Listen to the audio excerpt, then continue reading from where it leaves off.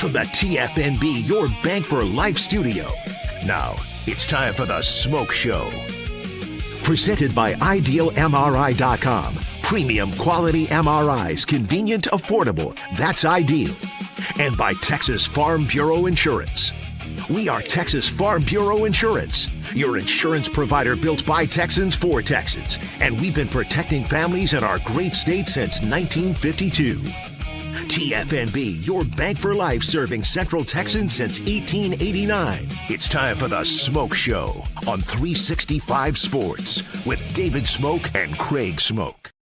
And here we go. And as is every day in college sports, hope you've had a really good day. We'll try to weave through some, more legal issues in college athletics, but also three good guests in Shahan Jaja, Chris Williams on something Iowa State AD Jamie Pollard mentioned yesterday about the breakaway, and John McClain. Craig's off the radar. Craig Smoke, how are you? I'm doing okay.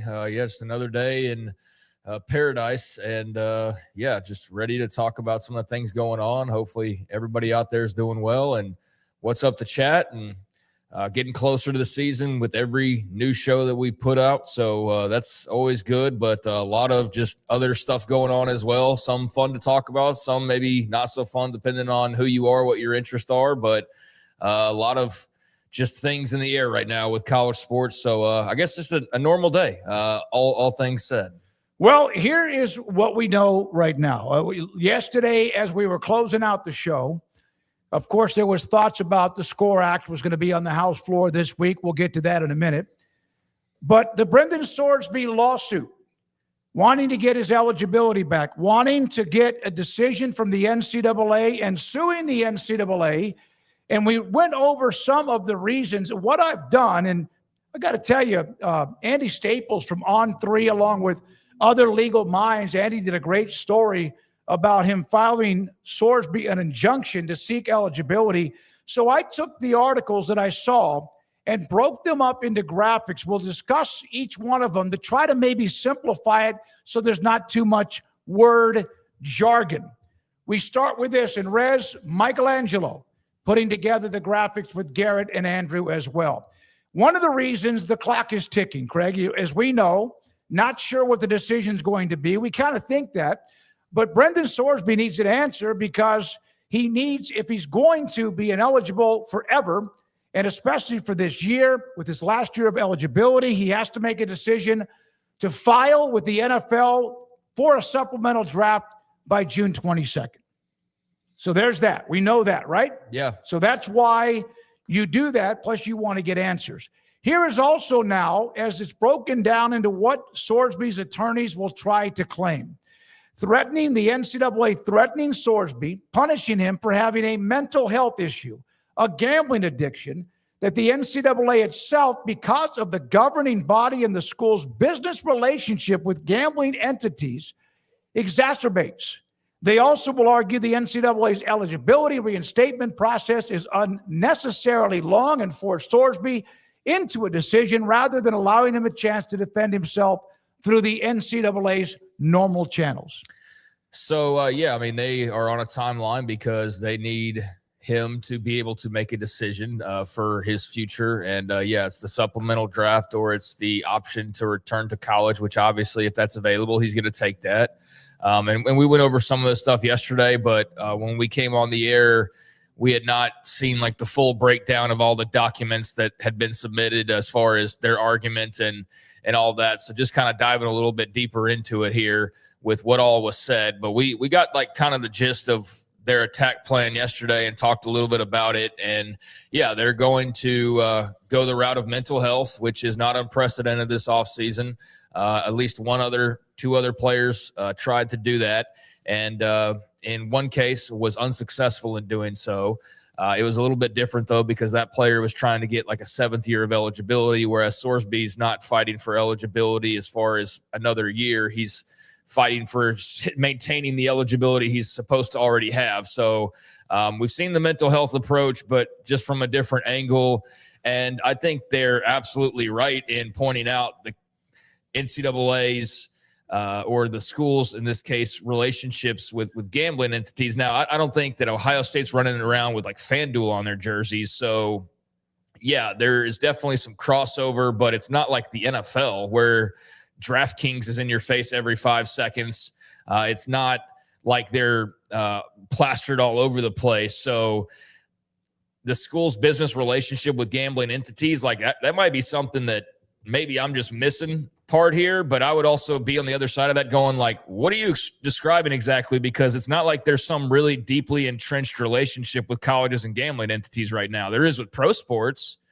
There's with pro sports, but the NCAA has been very clear all along that they do not tolerate gambling. That's never changed. That's never been in doubt. So that part of it I find a little bit flimsy, although, yes, there is very much like a double standard or a hypocrisy. I don't know what the right word would exactly be for it, but yeah, they'll take all the money they can, and in some cases promote or allow gambling, but they didn't want to draw a line. And so, I don't buy this as really being all that strong of an angle, but they got to do what they've got to do. So like whether or not I think that these are actually logical approaches, there's only so many things they can do to try to fight for Brendan Sorsby. Right, so to try and sit there and make the NCAA look like the bad guy is the only thing they can really do, because they are the ones that are under the microscope, or he is. So, like as far as that goes, that's how I feel about it. And then on the what was the other part of it? The business relationship.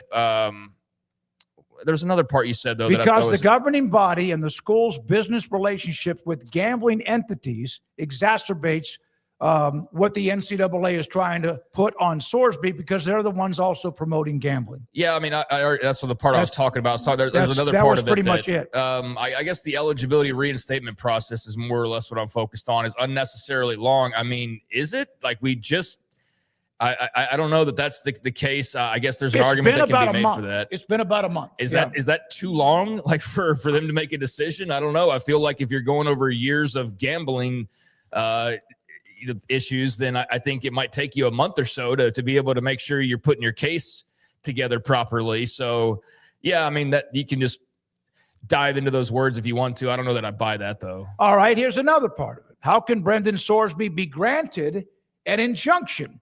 He must show he'll suffer irreparable harm if the injunction isn't granted to allow him to play this year for Texas Tech. His attorneys will argue he would suffer irreparable damage because of these factors. 1, this is his final year of eligibility. 2, Texas Tech has pledged to pay him millions for this season. And number 3, he possibly could increase his NFL draft stock with a good season if he can play, thus making him even more money.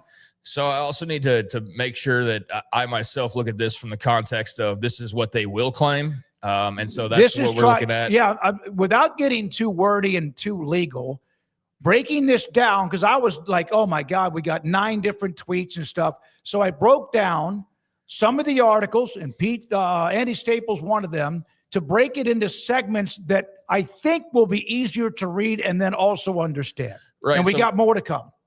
Right. So what I'm trying to say is that, so I was looking at it originally of like, this is what they are claiming. This is what I know. I'm explaining it. So I'm looking at it, and I need to look at it from the standpoint of this is what they will claim if they need to. I'm just explaining it. This is their argument and mission statement. Yeah. Right. So this is what they will claim. I'm just clarifying that. So the way I talk about it here. So this is not what they have done, but I find this to be just a lot of phooey. I know they've got to do what they've got to do, but yeah, he'll suffer irreparable harm and won't be allowed to make millions of dollars or be able to live his dream and play his final season. And yeah, it could hurt his draft stock. And the only thing I can think of is, well, actions have consequences. I mean, yeah, so it makes sense from their side that they need to put up a defense, but I'm sorry. Yeah, those things are what happens when you break rules that are firmly established and when you do things that you shouldn't be doing. So if you commit a crime, you may go to jail, you pay a fine, you get arrested, something like that. That's not what he did here, but he did break a big rule. And so the punishment is typically that you lose your eligibility,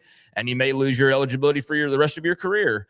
And that's the risk that you take when you break those rules. So I find it hard to go, well, look, he might lose this much, but it's his fault. Like, it's his fault. So yeah, that's what they'll argue. But me looking over on the other side of it has very little sympathy for it.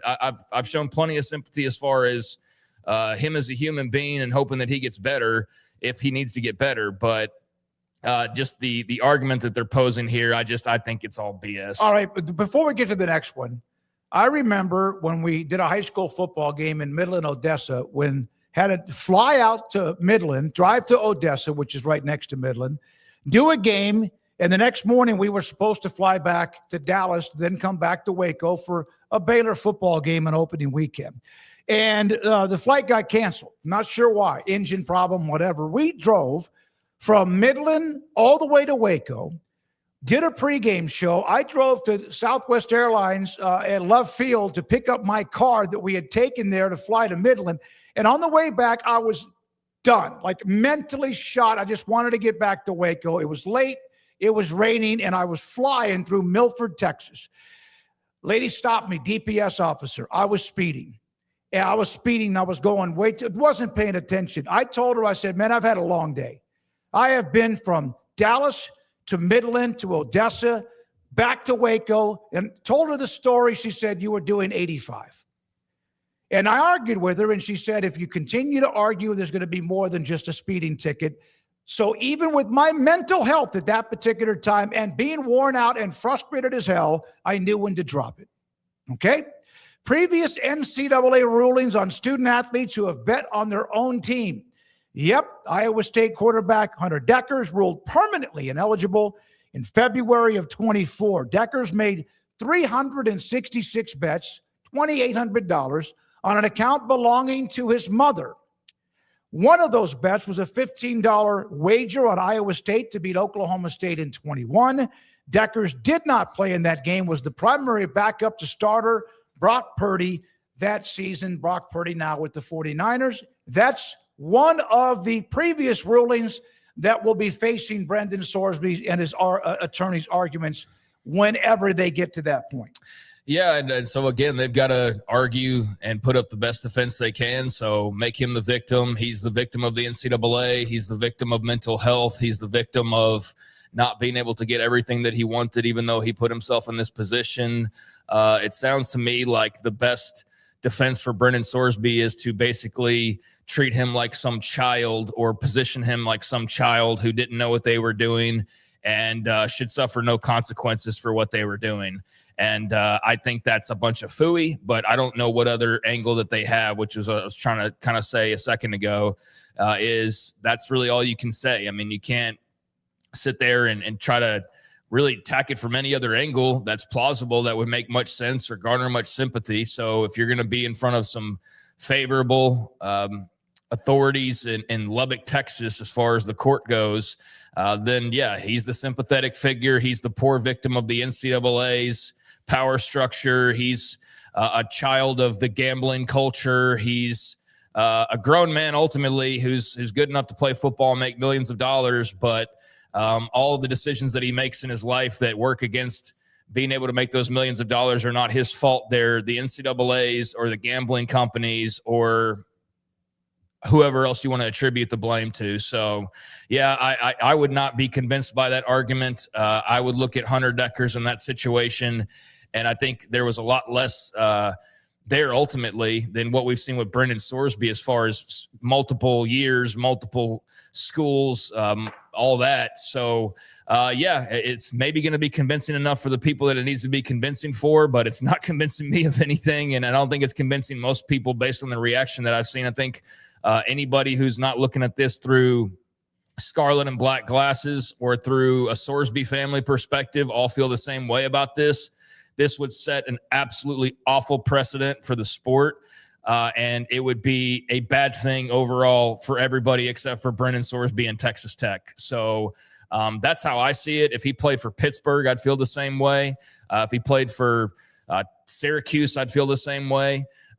He made the choices and the decisions, and he needs to live with those. And at the same time, like I've continued to say, I understand this is the case that they have to make to try to defend him. That's their job, and there's only so many routes you can take. So positioning him as the victim is probably the most logical route to take to get the sympathy, but I'm not buying what they're selling, and we'll see if those who are eventually going to make this decision will, in fact, buy it, or if they're going to look at it and kind of roll their eyes like everybody else in America. That's exactly right. Everyone has an opinion. By the way, also on using his mother, the account with his mother to place the bets, Decker's, there were a couple of times when Sorsby used an alternate account, not his own, when he was making some bets, and so there might be connection there too. Now, his admission, betting on Indiana football games and why. We mentioned this. Craig had the quote on this yesterday, but here's the full quote. For the first time in my life, I felt disconnected from a team that I was supposedly a part of. During this time, I began placing small bets on the Indiana football team, typically in amounts between $5 and $50. All of these bets were in support of Indiana.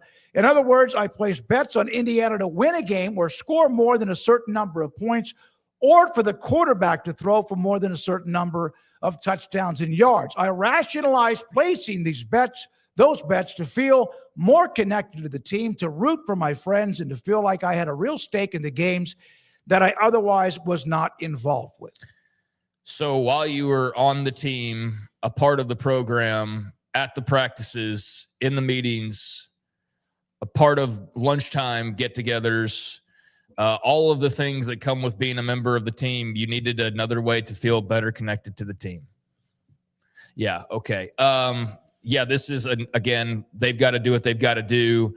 This is flimsy as hell. He's a part of everything involving the team. He just wasn't in line to play during the portion that he's talking about specifically. So, hey, if you're a third or fourth string quarterback or wide receiver, go gamble to feel more part of the team, even though you're absolutely a part of the team in every other way, shape, and form. Like, yeah, that's so bogus, and it's very much an eye roller when I saw that part of it yesterday, because it was one of the first and only things we had seen about it while we were on air. And that to me has very little weight to it, and is just them grasping for what they can grasp for to try to make an argument in his favor. All right, a couple of more notes, and those, thank you, in the chat room who are going back and forth, mentioning how you feel about this, etc. Sorsby's attorneys, an argument on mental health. I brought this up back when this first popped, whenever it was a few weeks ago, that this is something we understand how serious mental health and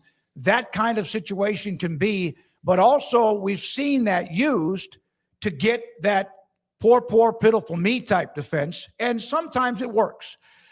Sorsby's addiction is a mental health issue, according to what his attorneys will argue, and the NCAA's responsibility is to help Sorsby rather than to punish him. The NCAA's attorneys likely will argue the rule against betting on one's own team is a bright line that cannot be crossed no matter the circumstance. Yeah, I mean, and I'm a little bit more sympathetic to mental health than I think you are ultimately. But I also know that there are people that take advantage of that, and we've seen that time and time again. Oh, I did something wrong. All of a sudden, it's my mental health. I don't think it's always poor, pitiful me, as you like to phrase it, or it's always an excuse. I think there's legitimate reasons for it, and I think to think otherwise is just kind of foolish, honestly. But in this case, I think that if you are believing that it's mental health in the way of I do think there is a mental health aspect to gambling addiction. I do think there is that. Is that reason to excuse his behavior and to not punish him because, I have this mental health issue? No.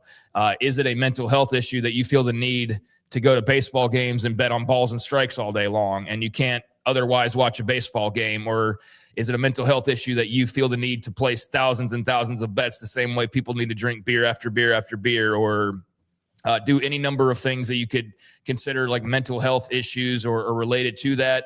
I think there's probably something there. There's some wiring in his brain where, like a lot of young people, whatever their vices may be, whatever vices have been for people in the past, there's a mental health aspect to that. So I think that there is something based in their argument that's real. But is it an excuse to just dismiss him breaking the golden rule or the one rule that is fast and true in college sports, to suddenly go, yeah, that's the one line you don't cross? But he was his head wasn't like, no, I don't think that's an argument that should be something that trumps the overall feeling about gambling. I think that is something that hopefully where he is right now, he is getting worked on for that. And his mental health is improving to the point where maybe he's unraveling some things that when he gets out, he doesn't feel the need to compulsively gamble anymore. But should we say, well, because you're dealing with that we need to just pardon you from everything that you did? No, I don't think that either. So I do think there's a mental health aspect, but I don't think it should have anything to do with the ruling in this case. And it's something that he should get worked on, but should not be an excuse to break the rules and then still get everything that you want and more. Yeah. When I mentioned the mental health, I want to make sure I clarify. I understand there are certain serious issues there with people who have a lot that they're dealing with. I also know that can be used as an excuse when you can get away with something or help, like, hey, because it's not fair to those who have deep issues, right? For those to then claim they have so-called deep issues. Yeah, but I do think there are legitimate cases where that is true, that there is that factor. But I think we saw, especially during COVID and post-COVID, where that became a crutch for a lot of people to just like, oh, something went wrong, mental health. Something went wrong, mental health. And that became a lazy fallback or excuse for some people because they saw the effectiveness of it elsewhere. So, yeah, I think we reached the point a while back and even now where you're falling on that as some type of ultimate excuse to just get blanket wavered out of whatever situation you find yourself in. And so I buy mental health being a legitimate thing in specific cases. I buy that he has a mental health issue of some sort because clearly the guy has an addiction to gambling. Like, I think that's pretty clear. So addiction and mental health, I think, go hand in hand, right? So I think that's valid. But I think to say, well, because I had this, you should give me my eligibility so I can make all of this money and go win all these games. No, I don't buy that part of the argument at all. All right, then this last one, what to expect. Not sure when this is going to come down, whenever there's a ruling from the judge. By the way, the judge, if you have not heard, is Judge Hayes, who is a Texas Tech grad. He's out of Lubbock.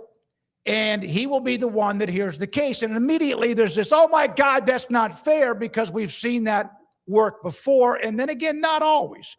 But here's the last part. A judge will have to decide which argument would be more likely to prevail at trial. But this one probably isn't going to go to trial. This is according to Andy Staples. The injunction hearing will be the moment that truly matters whether he gets one or not. Now, some of the examples, remember, Bediako, the NBA player for Alabama, the judge, there was a lot of pressure, and the judge recused himself.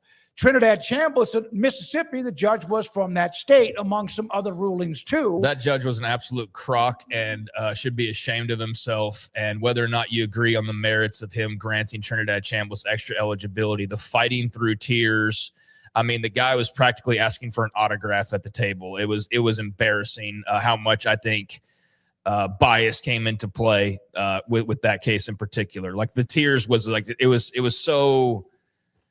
like a parody, in my opinion, to some degree. It was something SNL would write about, like, if they were doing a courtroom sketch for Trinidad Chambliss to gain his eligibility. Like, this would be the judge character, like the Ole Miss law guy that is emotional because he's about to make, like, yeah, that definitely played in Chambliss's favor. Well, it was a Mississippi judge. Trinidad Chambliss played for Ole Miss. Oklahoma linebacker Owen Heineke. Injunction in a case similar to that one was from a judge out of Oklahoma. However, Joey Aguilar from Tennessee, the judge in Tennessee denied an injunction he had to play and have another year. That was a Tennessee judge, and then the Alabama judge again refused to grant an injunction after another judge had granted temporary restraining order and then again had recused himself. So yeah, but there we are with that. The thing with Joey Aguilar is that it was more about the angle that his law team or his legal team took. It wasn't so much about home court and all that. I think he had a favorable spot to be in as far as the setting, but I don't think that they attacked it from the right angle. It was their approach. They were trying to piggyback off Trinidad Chambliss, and they took a different route. And I'm trying to think now of what it was that they were trying to say that was a little bit different. It's been a while since I was reading that case, but they did a slightly different angle, and it was actually what ended up costing him his eligibility, unfortunately for Joey Aguilar, but fortunately for those people who want some sort of sanity when it comes to eligibility. So that's one example where it didn't work out.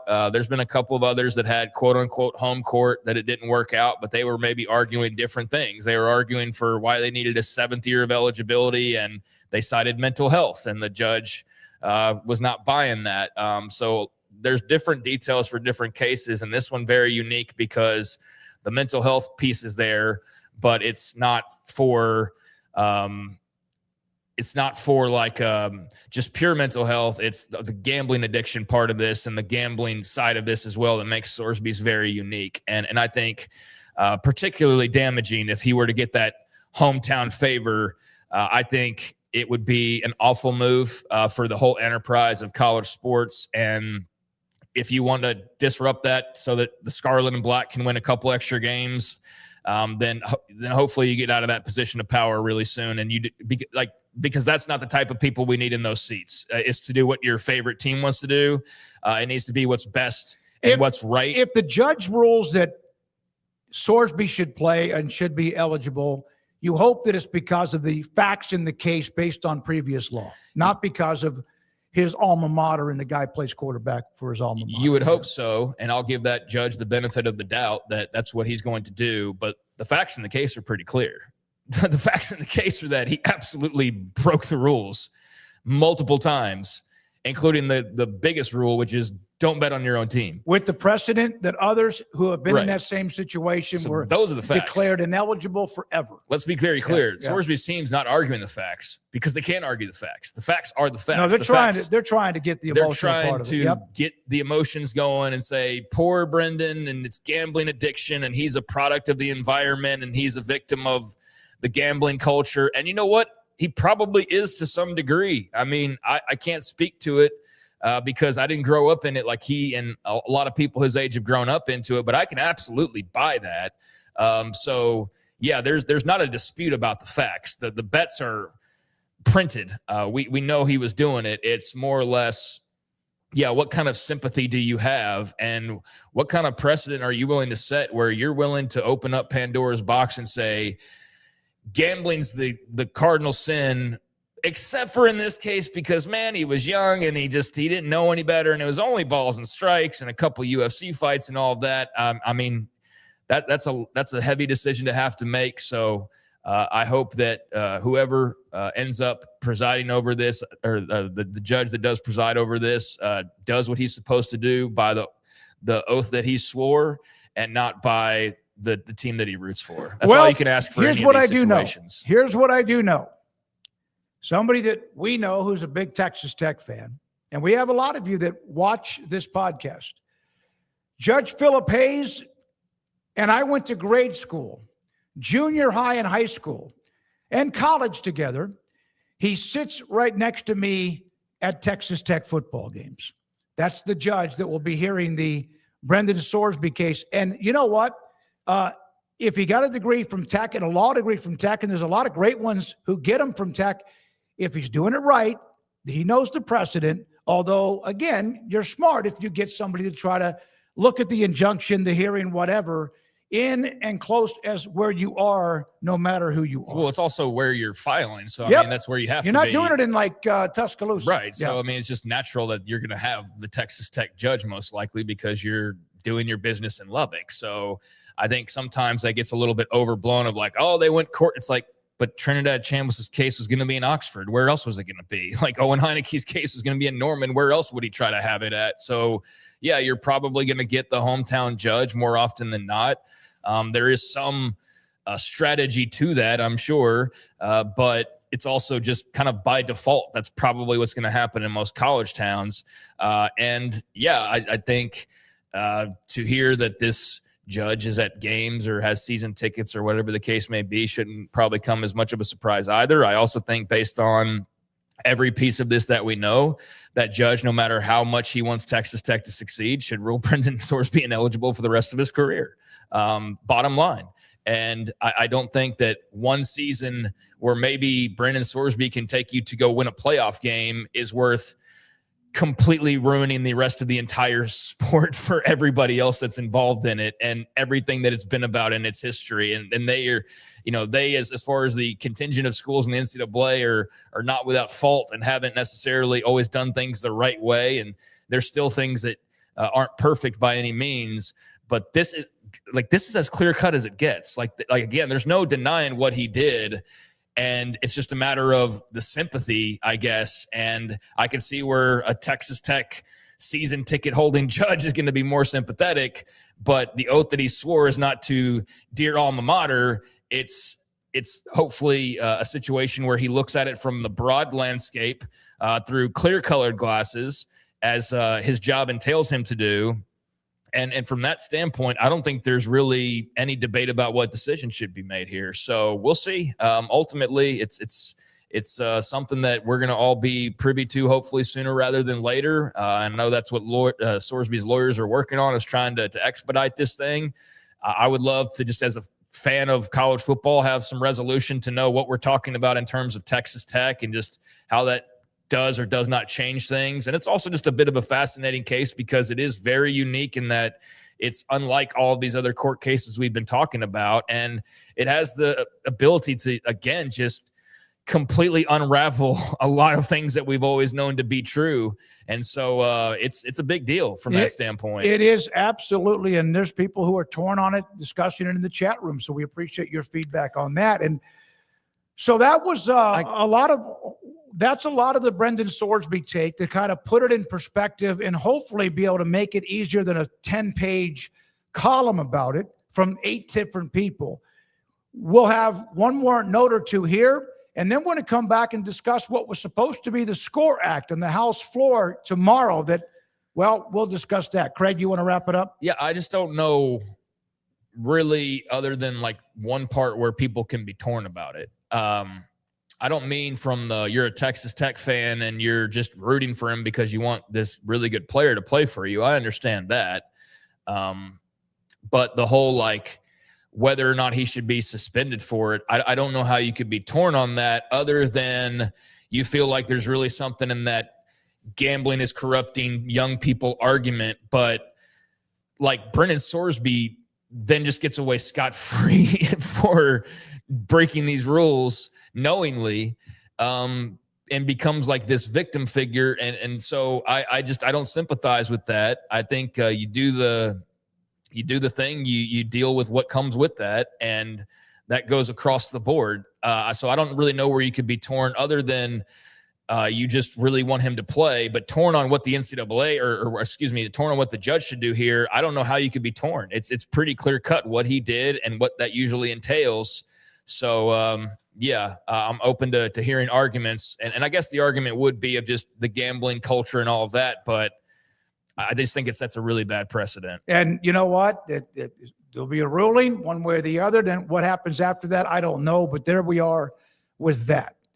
Now, again, remember the deadline for him. He'll know something maybe in the next 24 hours, but something before, if he's ineligible, he will then have a chance to enter the NFL or create a supplemental draft.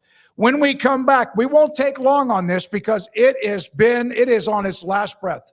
The SCORE Act, what happened to it? When is it going to be up for any kind of discussion? How did others react to it today in Washington, D.C.? Plus, we have some stories about sports like football, X's and O's and things like that. We'll do that as well.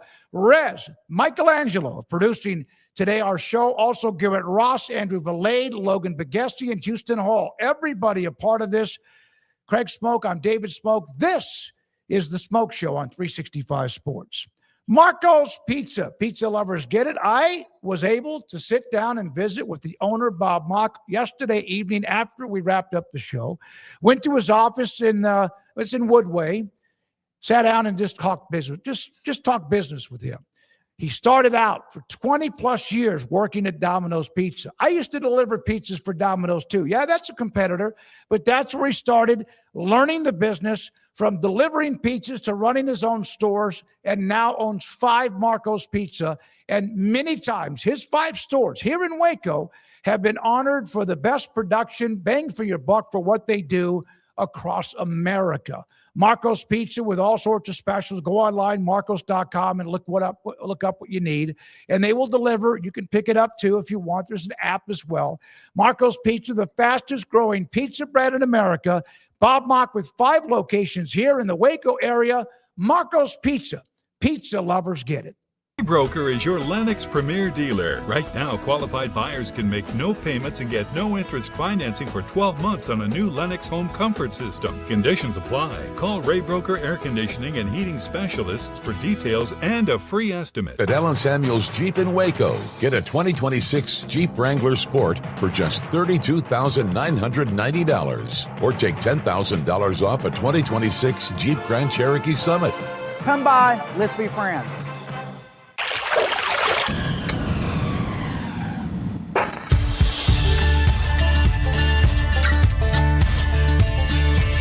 Bold are the adventurous. Determined are the leaders. Faithful are the healers. At Baylor, you'll find your calling, your people, and your purpose. Dare to be you, indeed. It's time to compete against yourself, finding too many excuses not to work out combined with bad eating habits, and Waco Regional Tennis and Fitness can help reach inside your competitive soul. Discipline, getting results you've only dreamed about, personal training, group exercise classes, and even a tanning bed, world-class tennis facility, and pickleball courts and lessons available. Waco Regional Tennis and Fitness, spacious, clean workout rooms, free weights, state-of-the-art technology, weight training equipment, and no intimidation. It's time for you to react today, not tomorrow, at Waco Regional Tennis and Fitness on Lakeshore Drive in Waco.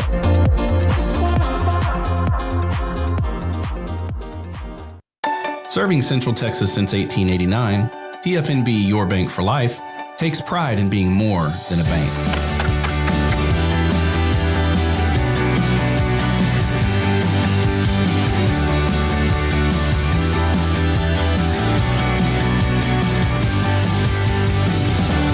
TFNB, we remain committed to these principles. If you value them too, come join us. TFNB, your bank for life. Extreme Texas weather calls for Ray Broker, your Lennox Premier dealer. Sign up for our year-round comfort plan and keep your home the perfect temperature no matter what the forecast is. Call or visit raybroker.com now. Ray Broker, your air conditioning and heating specialist.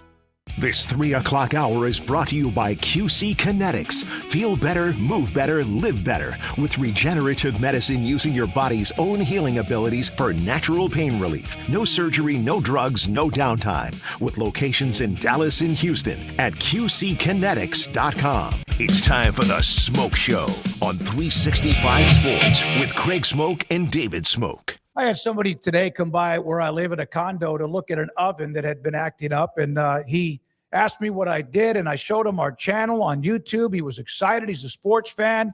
Subscribe to it today. Hopefully, if you are on the YouTube channel, please subscribe to it, and it will tell you when we're live, and we'll appreciate you joining the family of 365 Sports. So then, remember yesterday we had Mitch Gilfellen. He was on about the SCORE Act and other college athletics type legal news and lawsuits and whatever else. It's gone, not completely. The SCORE Act late yesterday evening pulled from the House floor voting schedule because it did not have a chance in hell. And we knew that. So there's that part. Mark Eisenberg, who's been a part of our show, this is what he said about what the SCORE Act, among other parts of Congress, are what they're trying to do. This is from Mitch, who was on yesterday. Congressional Insider tells me the SCORE Act has been removed from this week's voting calendar, indicated earlier on 365 Sports. The odds of this proposed bill becoming law continue to decrease with midterms and 6 months campaign season is here.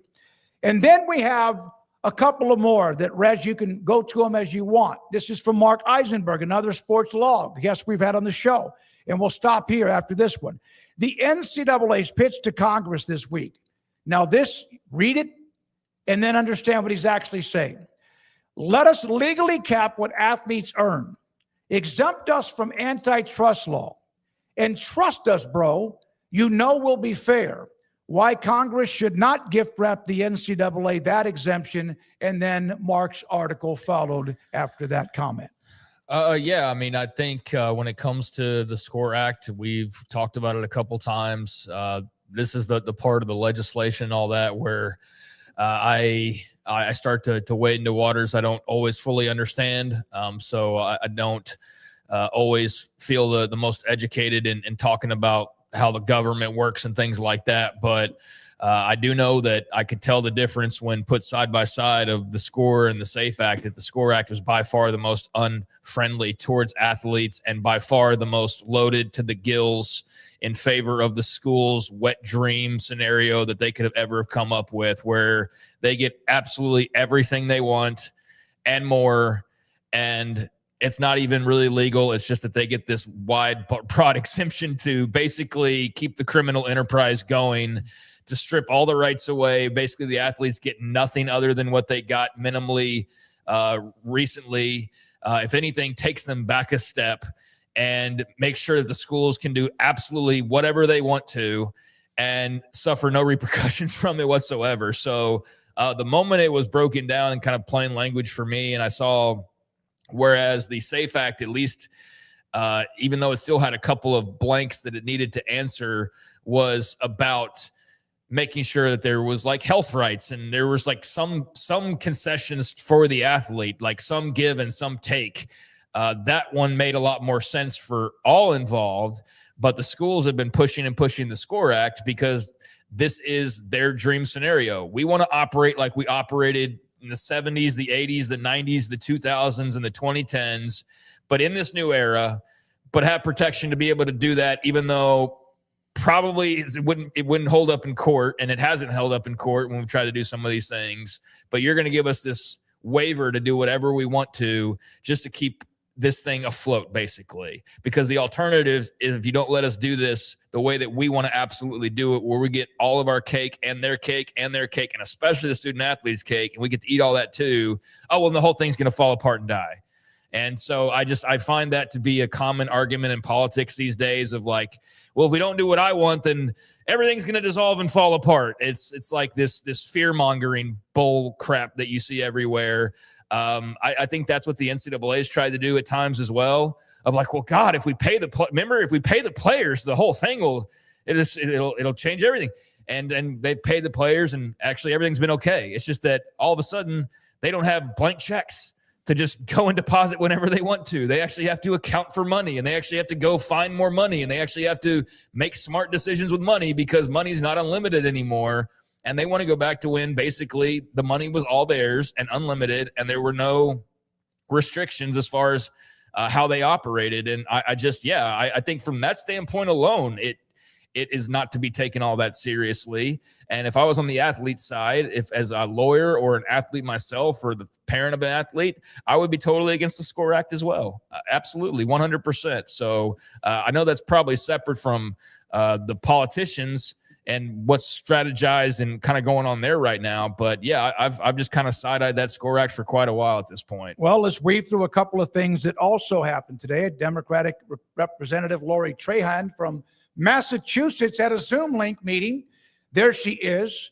And she had athletes who were a part of it, including Brooke Daniels, about what they felt about the SCORE Act. They don't want that employee status to be a thing because when you're an employee, you get the right to unionize. This is from an athlete, a student athlete. Part of what Representative Trahan was saying is you can do all these things, but nobody is ever asking the athletes to be involved. Just like the presidential committee when there were 50 or whatever amount of people there, and yet no athletes had representation. Aluki Okinawa, remember, she was the one that was being scolded on the sideline of a Maryland postseason game that came back to where she loved it, admitted she really needed that, and she ended up in Maryland advancing. It's honestly comical to have them the NCAA say that we don't want to be seen as employees when we're kind of already operating as an employee, workers, I mean. Our sport is at the center of everything that we do, especially with our time here at the university. One more comment, rightfully so, because it's something we love and something we 100% signed up for. We think it's time. They know it's time to come up with the truth and that we are, in fact, employees. Yeah, I mean, that's the debate that's been raging for a really long time now. So I do think the athletes, student athletes, whatever, athletes' voices need to be heard and need to be taken into account. I didn't feel like with the SCORE Act that was necessarily the case. It was more about putting the power in the hands of the schools, and there was not full, I guess, clarity on some of the issues with the SAFE Act as far as employment status that had not been determined. But yeah, I mean, the athletes right now have it pretty good. So I think they love this current situation and are thriving in this current situation. And the longer they can put off something that curtails that, probably the better for the athletes, because they've got the freedom that they want. They've got the money that they want. They've got really little drawback to it all other than I suppose like even more long-term benefits, but the living's pretty good right now for the athletes. It's why you see a whole sports agent like subsector developing there's like a whole industry that's developed under this NIL stuff the last 5 years, from agents to lawyers to build outs of schools, both officially and unofficially, parts of the athletic department.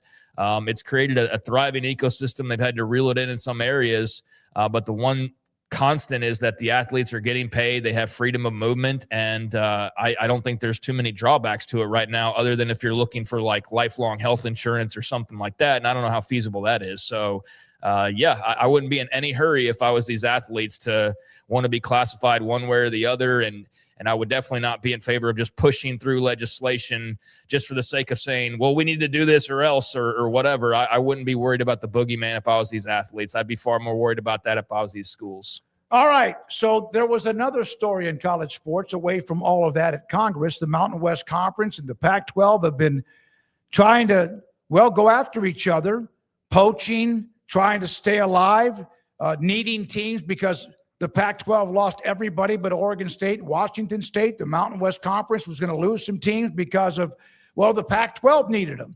The Mountain West Conference, eventually, they needed teams because, some teams went to the Pac-12. And then there was this, we're going to get a schedule. We're going to play each other. Part of that agreement was that you're not going to poach anybody. But bottom line is the Mountain West Conference and the Pac-12, we had Mark Ziegler and a few others that came on the show to try to explain this. Mark Ziegler from the San Diego Union Tribune talking about how they've settled. John Wilner mentioning that these two have settled. Now the question is why? Why would they settle? One of the things that was happening was there was going to be eventually where all the communication among everybody at both conferences, Pac-12 and also the Mountain West Conference, about emails, text messages, whatever it might have been. And there was going to be an unveiling of that. I don't know, I can't think of the name right now or the word that you're supposed to use. And the Mountain West Conference and Pac-12 all of a sudden decided we're going to settle, because perhaps some of what was the communication would have been damning. And so they settled. I don't know who wins this. Bottom line, there's another lawsuit that is now gone. Yeah, I think the word you're looking for is discovery. Discovery. Yeah, there you go. Yeah, where I think, that was going to be up next. And look, this is very clearly broken down as a case where if you're a Pac-12 fan, you believe a certain narrative. And if you're a Mountain West fan, you believe a certain narrative. And all I see is that with no information whatsoever, no details whatsoever, no money figures whatsoever, no discovery whatsoever, the Mountain West side thinks the Mountain West absolutely cleaned the Pac's clock. And somehow simultaneously the Pac fans feel like the Pac won this and that they got their way. And neither side has any reason to believe that other than they just are blindly loyal and want their side to have won. But I guess the good news is for those who were worried about discovery, whether that was this commissioner or that commissioner, I see this whole Teresa Gloria. It's like watching like some reality show, watching some of these. If you didn't know what they're talking about, well, Teresa did blah, blah, blah, blah, blah. And Gloria did this. It's like watching Real Housewives of the West Coast or something. And then you understand they're talking about college football. It takes on a little bit of a different look, but if you just see names and the back and forth, you would think like, what is this, Real Housewives of the OC or something? But no, it's just the Pac and Mountain West commissioners trying to get the best deal for themselves and going back and forth these last couple of years. And so the unfortunate part for the people who do and don't have a dog in the fight that are interested in the story is discovery looks like it would have been interesting, and there would have been some things that would have been of note that clearly not everybody wants to be out there in the public for viewing. So what that is, I have no idea. Again, I think if you ask a Pac fan, it's something nefarious the Mountain West was doing. And if you ask the Mountain West, it was something the Pac was trying to hide and they don't want to go to discovery. I mean, it is truly like it's one side versus the other, and each side believes their side is the good guy in this. And I don't think there's a good or bad guy necessarily. But I would have liked to have seen what discovery entailed and what other information was going to be out there, because it sounds like it might have been kind of scandalous or of interest. And unfortunately, we're not going to see that now because they've come to this agreement. So I don't even think we're going to get so much as like the money involved. I've seen guesstimates. Yeah. But you've seen guesstimates. And I bet you the guesstimate has the Mountain West guy saying the Mountain West got the most of the money, and the Pac-12 guy says the Pac-12 got most of the money. North of 150 was what the initial figure was going to be. And I guarantee you it's nothing close to that, not even probably half of that. And so, but nobody has put out they will eventually get that Freedom of Information Act or whatever, whether it's 35 million or 50 million or 75 million, but the 150 was the initial tag. Yeah, I don't know how FOIA and all that works. I don't know that they can just request that since it's a settlement. I'm not sure that they can still do that and get it that way. I may be wrong. I don't want to step too far out of my depth on there, but I think part of the agreement to come to a settlement is to keep that private. And so, yeah, maybe we find out some way or another. Maybe that is a possible route. I'm not sure. But either way, if you're looking for like juicy drama between the Pac and the Mountain West to continue on and for it to get into like the ugly phase of discovery, which I've seen being teased for like 2 years. And again, the Mountain West side going, boy, they don't want to get this discovery. And then the Pac-12 side going, boy, they don't want to get a discovery. And it's just funny to watch because both sides are equally convinced that they're on the right side. And as somebody who's just a neutral observer of it all, I was wanting to see who is right, who is wrong, and where the dirt really was or is or whatever. And we're not going to get to that point because they've agreed to settle their business with undisclosed terms. So I'm sure there will be little leaks here and there that we figure out or find out, I should say. But I think as far as like the juicy teases of like some big scandalous actions by one person or another, I think, we're probably not going to get to that point. Yeah. Wilner had various figures that said equal split is 75 million. If 100 million plus big win for the Mountain West, if 50 million plus big win for the Pac-12. I mean, it's good for those fans to just be able to move on from this chapter. Although I know some probably enjoyed this more than just the upcoming football season because it had drama and it's this outside storyline. So I think if you were deeply invested in that, you're probably disappointed it's not going to get into like the real messy phase. And we can really see what's what and who's who and what was really scandalous or not. But I think for the health of everybody on both sides to just be able to move forward is probably also a really nice feeling. Especially if you're somebody who's able to skirt anything that might have been coming out about you, but just in general as a Pac fan or as a Mountain West fan, even if you enjoyed this, I would think it's got to be kind of nice after a couple of years of this back and forth to be able to just say, all right, I won, and just believe it. Just believe that your side won and just move on and get into whatever this next phase is going to be. But I do find it very interesting and like darkly humorous that I saw quite a few people who I don't know if they always felt this way. So it seemed to be a few first-time opinions of, gosh, it would have made more sense if we just got together. It's like, yeah, it would have been. Yeah, that would have been a lot simpler. But I understand it's more complicated than that. The Pac didn't want certain schools.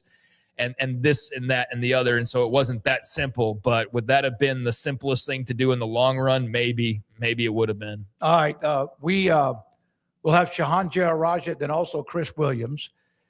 There's an audio clip, and we'll show it later with Jamie Pollard, the AD at Iowa State, about the future and even that term breakaway. We'll have that. That's why Chris is on the show. He works for Cyclone Fanatic. We'll also have Shahan in just a minute, John McClain, and Craig's off the radar before that. One football note, Arnold Barnes, running back from Tulane, is that in your – okay – is signing with Iowa State. Had 757 career yards as a running back at Tulane. Pretty productive player. Iowa State has a little bit of an issue in their depth at running back.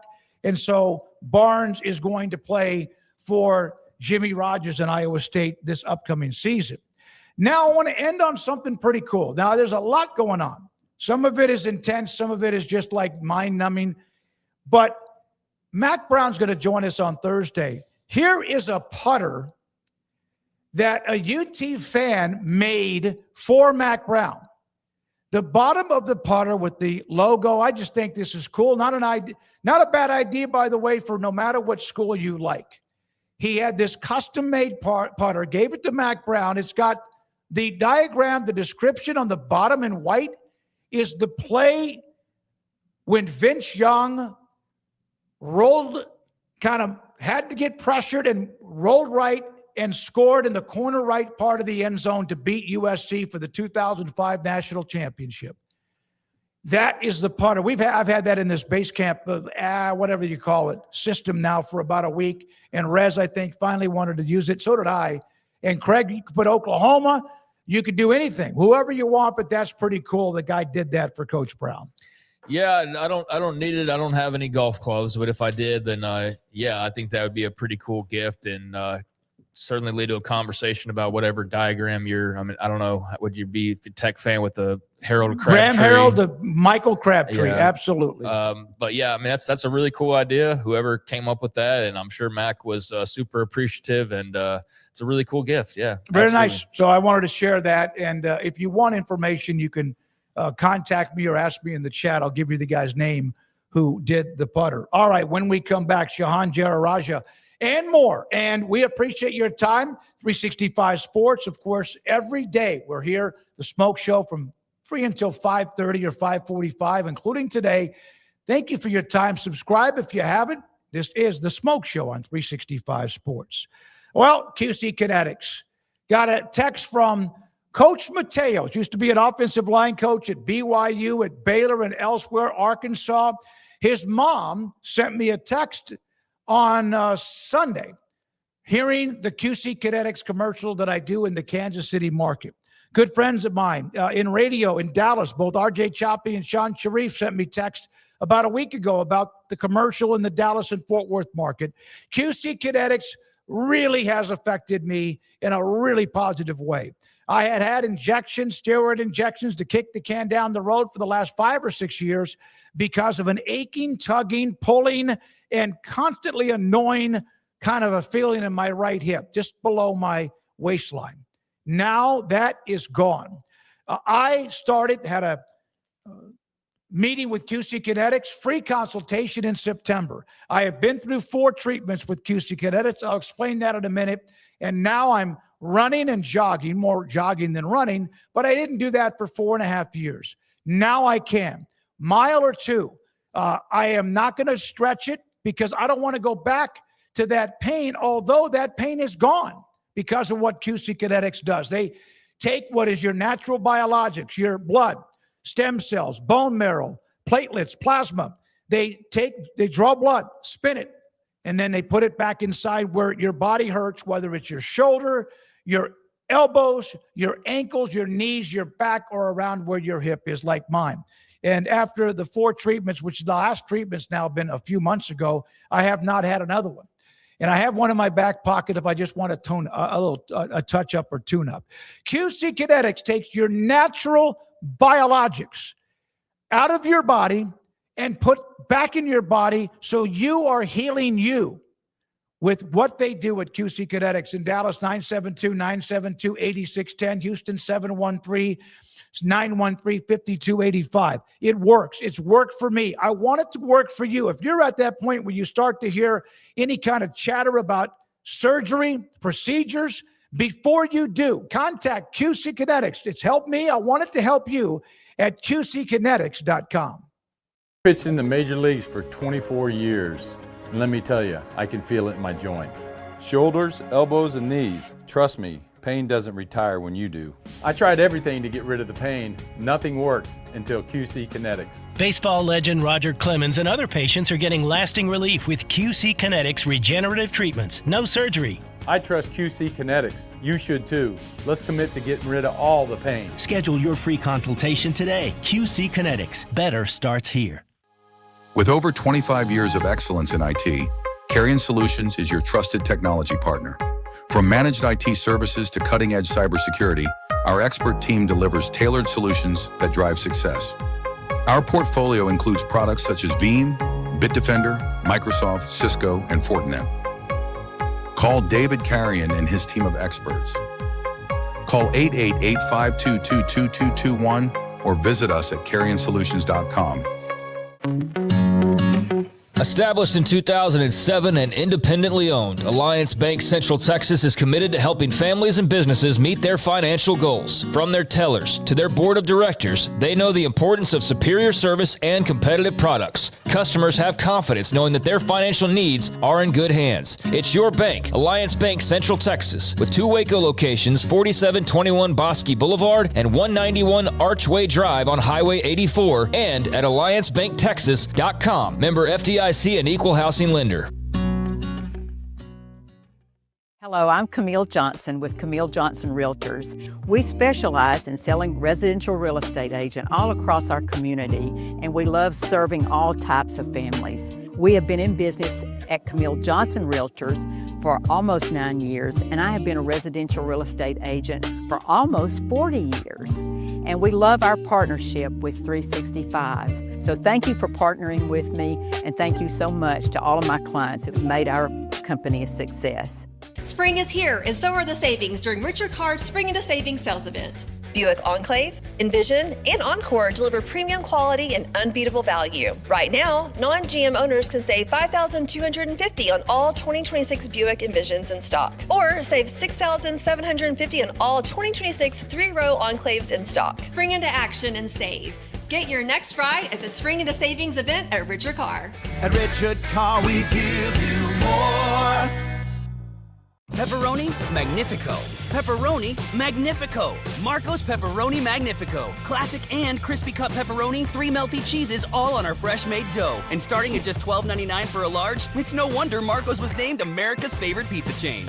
This 4 o'clock hour is brought to you by Stonewood Dental, your one-stop shop for your dental needs, specializing in teeth cleaning, fillings, crowns, sealants, root canals, IV sedation, extractions, implants, bridges, dentures, full mouth restorations, and bioaesthetic dentistry. Our priority is your comfort from the moment you walk through the front door. Stonewood Dental in Robinson, Texas. It's time for the Smoke Show on 365 Sports with Craig Smoke and David Smoke. Here we go, this 4 o'clock hour, 365 Sports, the TFNB, your Bank for Life studios, and CBS Sports, Shahan Jaja joins us on the show today. Craig? Yeah. I mentioned you go ahead and start off with Shahan. Oh, I didn't hear you. Sorry about that. Shahan, well, I guess let's start off with Brendan Sorsby. Miscommunication right out of the gates here, so hopefully you can get us back into a rhythm. But the Brendan Sorsby case, he's lawyers trying to mount their defense in his favor. There's only so many angles you can go here. But what are your thoughts on what you read about their way of trying to make a case for him and get him his eligibility for 1 more year? Yeah, somebody bring me in. It doesn't matter who. That was a bad baton. That was a terrible baton handoff. We were disqualified. We're out of the track and field meet. Thank you, Shahan. Go ahead. Don't worry. I'm a good anchor leg on this one. It's interesting, right? I think that for me, it felt like just reading through some of those documents that it's a little bit of a Hail Mary, right? They admit that Brendan Sorsby cast bets during his time as a member of Indiana's football program. It really is as explicit as it gets, right? If you do that as a member of the team, it's over. You lose your eligibility. You cannot come back to college athletics. They're trying to essentially make the case to the legal system that, hey, you know what? There are extenuating circumstances that mean that these rules should not be applied, right? One, they point to the NCAA's embracing of gambling and the way that that impacted Brendan Sorsby's gambling addiction and his mental health. They pointed to the idea that during his time at Indiana, he did not participate in any of the games that he did bet on, and he only bet on games where he expected his team to win or overperform expectations. But again, I think that this starts getting into a much bigger question and issue of whether whether you're essentially challenging the idea of these rules being enforceable, because the rules are very explicit about what the case is. They were passed by the NCAA. They've been approved multiple times over by member institutions. And so again, does whatever court system, does Brendan Sorsby's representation want to get into a whole process of trying to challenge the entire nature of gambling rules in college athletics? I just don't know if that's a battle that they can necessarily win. It is it's interesting because I don't know really, because of the previous what happened with Hunter Deckers, that you wouldn't think this is going to get through, or anybody else. But I don't know, Shahan, would you be surprised if, in fact, he gets the injunction in place? Well, look, there's a couple different cases that have happened this summer, and they've gone different directions, right? The most notable, of course, being Trinidad Chambliss's waiver. He ultimately is able to get that by filing with a Mississippi judge. But I do think that there are some distinctions for that versus even this case, right? And look, we can jump into it, right? It's going to be a judge who is a two-time graduate of Texas Tech, both undergraduate and law school. He's a Lubbock County judge. There were photos of him floating around, with his guns up, standing next to the mascot. Like, we can acknowledge that stuff. But I do think that the legal case is a little bit specious, right? Because when you're talking about Trinidad Chambliss, you're talking about his side arguing that the NCAA did not properly evaluate all the information that was presented in making a judgment call about the nature of a waiver. This is a little different. This is black and white, right? There were rules and he broke the rules. Now, they can try to make whatever legal case that they want, that these rules shouldn't apply to him or should be applied differently, or that the NCAA maybe shouldn't have these rules at all. But I do think that that's a different argument than actually we believe and have disagreement over the implementation of what the rules are. So I still think ultimately it's going to be prevented. I think that Brendan Sorsby is probably not going to be able to play college football. But again, you just never know. And especially at this moment in time and this moment in history, there's really no downside to taking it to court and saying, let's see what happens. Yeah, I'm with you, Shahan. I think it's pretty clear. Like, there's no argument that he didn't do what he did. It's just a matter of, are you going to give him the free pass to cite, I just wanted to feel part of the team or mental health or whatever, and you're going to overlook previous precedent. It's a total wild card, but I think the case itself is pretty clear. So this is going to be really, really interesting to see what happens here. Meanwhile, it's kind of nice that the playoff talk, after being at a fever pitch last week, is sort of at least died down a little bit, because it was unsustainable, the rate that we were going this point in the offseason. You got the SCORE Act, and that seems like it's had more holes shot through it. What do you make right now of just kind of the ecosystem and the kind of typical offseason fare, but all the latest developments in some of these bigger picture questions that are going on in college sports right now? What interests you the most? Is it the playoffs? Is it legislation? Kind of where does your brain go with some of these recent headlines? I mean, I like the football personally, but no, I think that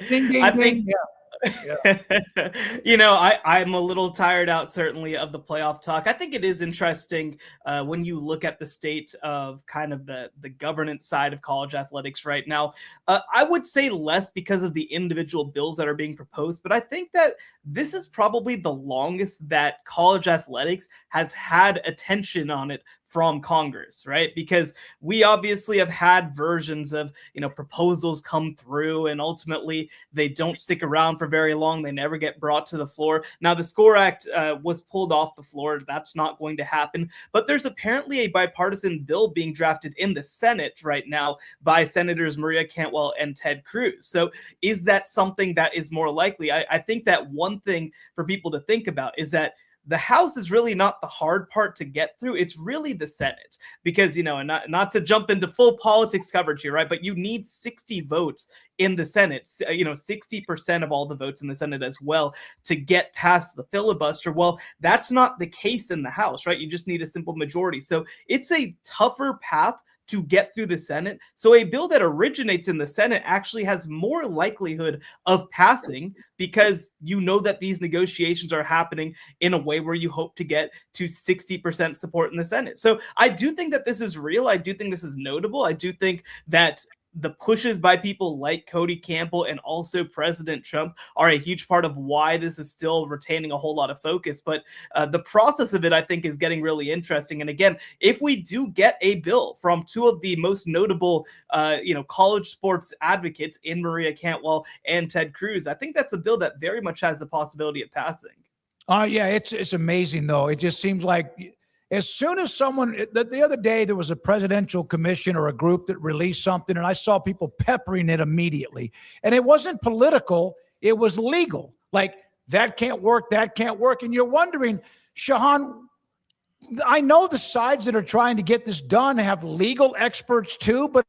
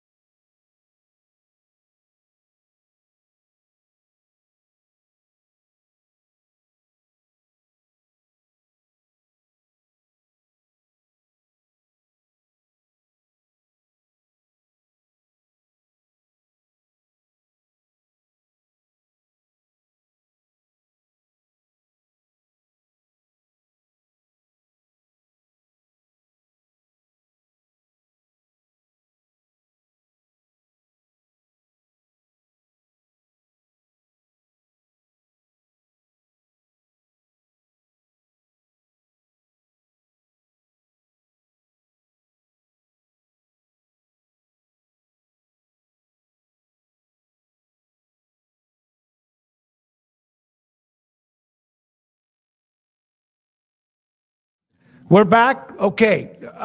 sorry for the interruption. That's the longest delay. That's a 1 second is an eternity. And Shahan, thank you for staying with us during that time. I forgot what the hell I was asking you now, to be honest with you.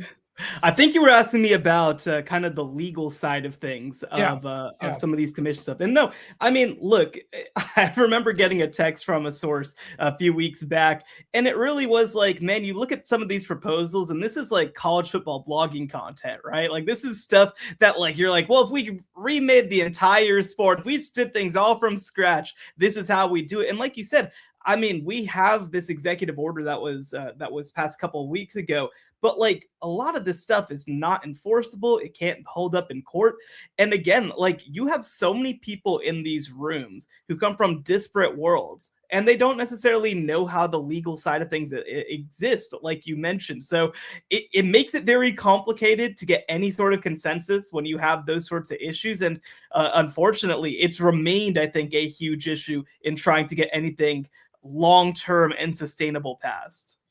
So Shahan, Big Ten spring meetings were going on. That's where some of this talk came from. But in general, Indiana wins their first title. Oregon's got Dante Moore and a lot of other things back to like.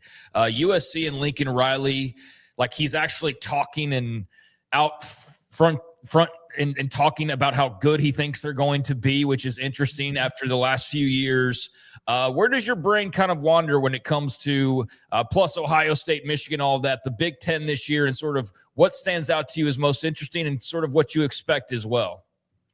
Yeah, there are two things that I think have really tilted in the Big Ten's favor in college athletics. One is, of course, the money, right? We talk about the fervency of money in the South, and I'll put the Texas schools to the side. Obviously, there's a lot of money at those places, but like there's only one billionaire in the state of Alabama, and he's an Auburn fan, right? There is not necessarily a wide swath of major metros and major corporations in a lot of these places, whereas in the Big Ten, you're talking about major cities, major states, major universities, major alumni bases. Like all of a sudden it becomes a lot more valuable to be the University of Indiana, to be the University of Iowa than it's been maybe 10, 15, 20, 30 years ago. And I think that we're also seeing that there is I mentioned that word fervency, like there is so much pressure for success in the SEC in the short term. I actually think that the Big Ten is taking advantage of that right now because you have rosters and players who understand that there's going to be more process to it. We don't have to fix the roster every year. We can be building for next year. We can stay at a place and develop for multiple years. Whereas in the SEC, it's about this year, this contract, this moment, this playing time. And I think that between those two things, you've seen Big Ten teams that one are better funded than a lot of SEC teams and everybody else. But two, I think, are also older and more experienced and have played more together than a lot of SEC teams or other teams from other conferences. So again, it's funny, right? You think back 10 years ago, it was not even 10 years ago, 5 years ago, it was the SEC's world and everybody was living in it. I think that a lot of these changes that have happened in college football really benefit the Big Ten in ways that maybe even we didn't expect at the beginning. Well, yeah, and that's why in a lot of ways, no matter what we're talking about, whether it's conferences, TV, realignment, college football championship, let it play out. Like, the SEC could have easily won 3 others. I mean, it wouldn't be surprising because they dominated what seemed like the last couple of decades. But that's why to let this play out instead of rushing to judgment on what we should do to change something that I think college football is as popular now as ever before. The numbers are massive. So then why change that? No, I think that's a good point. And the other thing that I'll point to as well, when we do talk about playoff expansion and things like that, is that I think that the sport really does change to match the system that you put in place and not the other way around. And what I mean by that is if you go back 20 years when we had a very dispersed national scene, like you had more teams that were able to reach that top level because there wasn't an expectation that you were supposed to be top 2 every year and playing for a national championship. I think when we got to 4, it became like, well, if we want to play for a national championship, we have to end up at one of these 6 schools, or we're never going to have a chance. I think in the 12-team field, we're going to have more of a possibility for people to go to what may be considered second-tier schools, or even in some cases third-tier schools, and have a chance to play on the biggest stage. I remember talking to Ashton Ginty a couple of years ago at Boise State, and one thing that he said is, look, I mean, I have the opportunity to compete for the Heisman Trophy and play in the college football playoff, and I don't have to leave Boise State because I love Boise State. I want to be here. And now I have the opportunity to essentially have it all. That's going to be an experience that I think we see more and more often over the next 10 years. If we keep in, for example, this 12-team world, I think that we're going to start to see more high-quality teams. We saw it last year with the 10-seed Miami making it all the way to the national title game. We've seen it with the growth of Texas Tech. We've seen it with the growth of other schools from the ACC and the Big 12, in addition to some of the schools like Indiana, like Michigan coming back. So I think that we do need to let this settle just a little bit. And we, I think, sometimes can be really bad about taking prior experience and using that little piece of knowledge to try to project what's going to happen going forward. We don't know what the next wave is going to look like. I mean, I remember back, obviously, as somebody who went to Baylor, like I remember back in 2021, whenever all this realignment was happening, and the only thing that seemed to matter was big alumni bases, right? Because you need to get as many eyeballs as you can on your games. Well, all of a sudden now having money matters, and Baylor's in a much better position there than having a big alumni base. This thing is going to change a couple more times before we get to that 2030, 2031 realignment. And, that's one thing that I really liked about the 12. It felt like a very deliberate decision to say, we understand many of the consequences, both pro and con, of this system, and we are choosing it because we think that this is a system that should exist long-term. That's what the 24, that's really what I don't like about it. It feels like a reactionary change instead. Yeah, I like the way you said that the adaptability piece. I do think that college sports has shown that it can adapt. It's always the sky is falling anytime we tweak something, but I do think suddenly doubling the field, then you run the risk of lowering the odds of being able to adapt quickly enough or all of that. So I guess, Shahan, we're kind of just talking big picture things here, and hell, it's May, so that's sort of what this time period is for to some degree. But when you see the terms breakaway, the P2 breakaway, and things like that, is that something that you find feasible or even likely, or is that something that you kind of just dismiss as dream talk, and as much as the SEC and Big Ten feel like they could go just do their own thing and everybody would be begging them to return, that maybe they could bite off even more than they realize? Kind of, where do you stand on that whole idea that's been floating there for years and years? Yeah, I think that there's this thought, I think honestly, even in society to some extent, right, that if we consolidate as much as we can and make things simple and have fewer things to sell, but sell it more and more and say, this is what you get, it's going to create bigger numbers. And I just think that we run the risk of really ruining some of the tent poles that we have as a result, right? Like, I think that, I even said this when the SEC and Big Ten expanded, right? We have this idea that, like, oh man, it's so cool when, whenever Penn State plays Auburn, and it is cool when Penn State plays Auburn, but if Penn State plays Auburn every single year and all of a sudden Auburn's the 11th best team in their conference, well, like, Auburn isn't Auburn anymore, right? They're just another team. And I think that we're starting to run into some of those issues in college athletics. And you talk about that idea of a breakaway or whatever that future may look like. I think that it's more likely than not that, let's say that 30 teams broke away, that 15 of them would just become low value brands, and you just have less true quality teams and quality brands that move the needle than you had before. Like the way that college athletics used to work 20, 30, 40 years ago, especially maybe if you go back before the creation of the Big 12, is like you had all these conferences and each of them had a couple of true blue powers, right? You had Texas in the Southwest Conference, you had Oklahoma and Nebraska in the Big 8, you had USC in the Pac-12. Well, all of a sudden, a bunch of these teams are in the same conferences and their individual brands do not carry as much power in some ways as they would have in the past, because some teams have to finish 7th in their conference. So I think that this is something that people aren't thinking enough about. And ultimately, I do think that the future of college football is going to actually look a little more like it does right now. And what I mean by that is that there hasn't been a formal breakaway of the SEC and the Big Ten. but it's kind of understood that resource-wise, most of them are doing stuff that the ACC and Big 12 can't necessarily match. And the ACC and Big 12 are doing stuff that the American and the Pac-12 can't necessarily match. But there isn't a formal separation between them. There's sort of a de facto separation. I think that's more what it's going to look like, because this is the biggest thing that I think that decision makers have to think of, is that the more that you try to consolidate the sport, the more you're eliminating pathways for people to become fans of the sport. Again, I'll go back to Baylor because that's where I went, but like, I didn't grow up in college football. I became a college football fan because I went to a school that played major college football and got to see big, relevant, cool national football.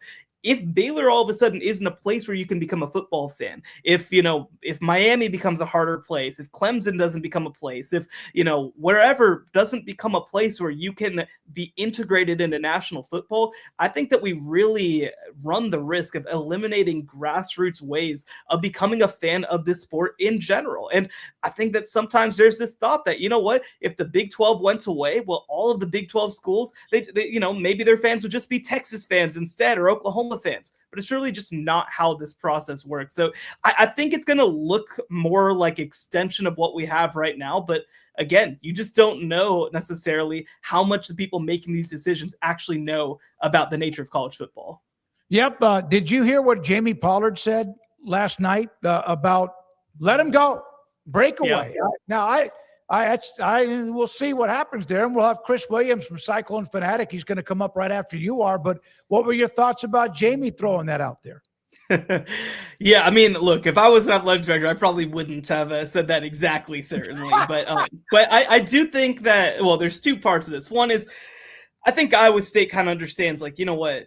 It doesn't really matter to us all that much, right? Because our place in the world doesn't necessarily change all that significantly based on what happens next. But I think the other piece of it too is that, again, like, there is a frustration from the schools that, not even just, the schools like Iowa State that are kind of at the middle to lower tier of the power conferences in terms of resource, but I think even in terms of the second and third tier teams that, like, what are the points of these rules if they're so easy to get around, right? Like, what is the point of having the College Sports Commission? What's the point of having a salary cap, essentially, in the revenue sharing cap, right? Like, if they're so easy to get around, then why do we even have these rules? And I think that more than anything, I mean, obviously he chose very, significant words. It's not very often that you see the athletic director at Iowa State making national headlines, but like, I think that he knows what he's saying. He's trying to say, look, if you guys aren't going to take this seriously enough, I'm going to try to make you take it seriously enough. And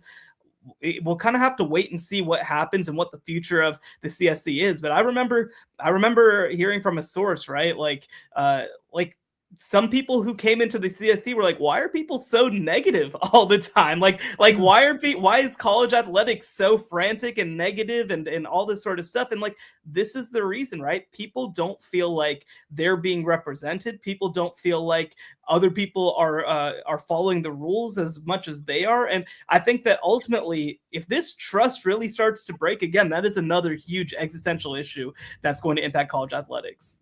Shahan, thank you. Appreciate your time. My friend Shahan Jaja, CBS Sports, with us on the SMOAK Show in 365 Sports. And I asked him about Jamie Pollard.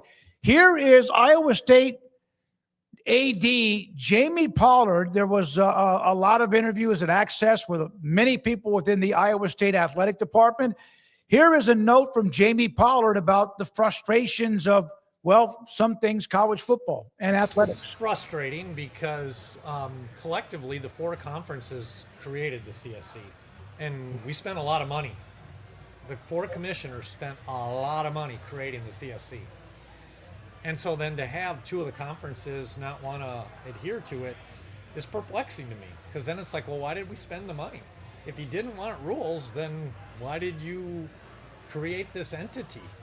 That's what's frustrating to me. The same people that say they want rules only want rules if they don't apply to them. I mean, I said it 3 years ago. Yeah. Let them break away. I'd say I would turn it around and say we should break away from them. Let them go, but they have to go in all their sports and see how fun it is to play baseball and softball and track when it's just the 20 of you, and that's what I think we should do.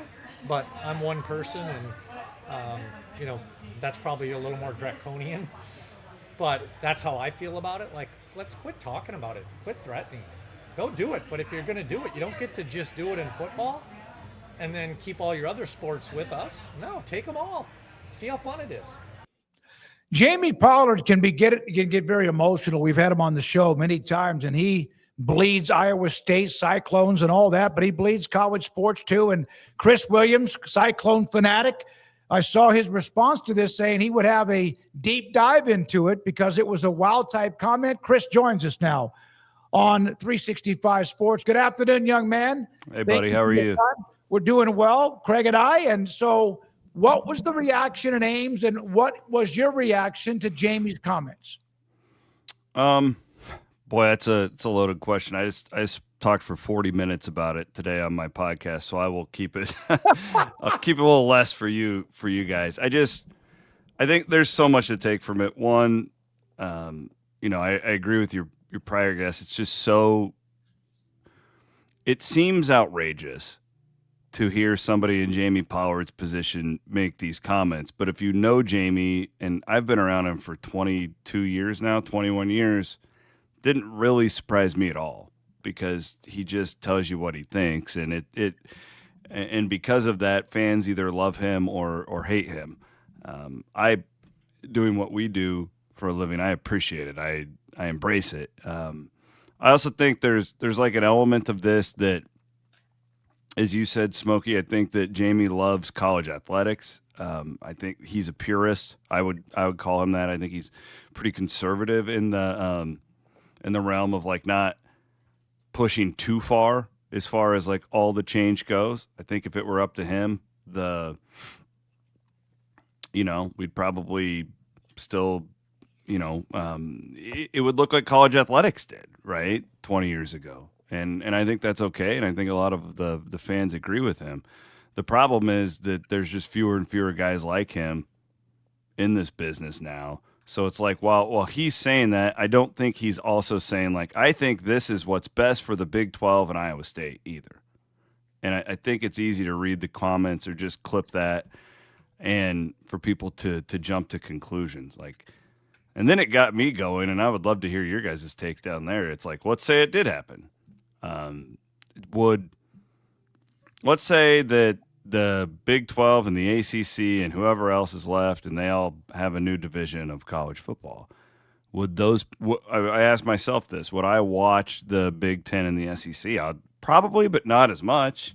I'd be more interested in the Baylor-Texas Tech game or the TCU and Utah game than I would be what's going on in the SEC that night. So I think that Jamie's challenging them, saying, like, you need us more than you think. And I think he's also saying, I think they're just tired of it. The posturing, the bully pulpit that those two leagues stand on every offseason. We get to Memorial Day, and this is the thing. And it does get old. So I think there's a lot at play here. Yeah, man. And there's a lot we can unpack from that. And even what you just said, I'm a little different because I grew up an Oklahoma fan, but I've covered the Big 12, and so I have another kind of fandom in that way for Big 12 schools. But just from a purely Big 12 perspective, I'm like you. I'd probably watch the national title game. I'd probably catch some of the playoff, but would I be deeply invested in all about like what Michigan's got going on or every Ohio State game? Absolutely not, because I would feel like, why support them? They clearly wanted nothing to do with us, so why would I turn around and support these guys who clearly look their noses down? And I think there's that element as well. It's a fascinating question though, because I do wonder, what would the ratings look like? Would they take and I think too, Chris, they think, well, even if we lost all those people, we're still going to get 7 or 8 million for Ole Miss versus LSU anyways, so we don't need them. I wonder sometimes if that's kind of the way of thinking of, we're fine either way. If we have these extra 500,000 Big 12 fans watching, that's great, but we're still going to get millions of viewers anyways. And it's probably true. I then asked myself, like, what would Iowa State look like in that? But I honestly, I think that you would see 50, 60,000 people would still be at Jack Trice Stadium.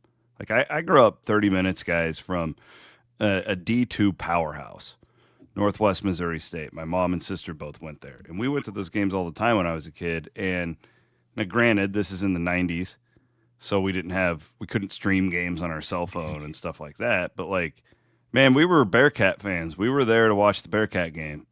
We weren't worried about what was going on with Ole Miss and LSU at the time, right? So, like, listen, most of these sports fans, especially in college sports, are here for, like, there's a passion, there's a reason. You're alumni. It's a family tradition. That's not just going to go away. Right. And that's the biggest thing. And I also would I think what Jamie's really getting to, and I have not spoken to him about this, so this is just my thing, but like I think he's saying you have to do it in all sports.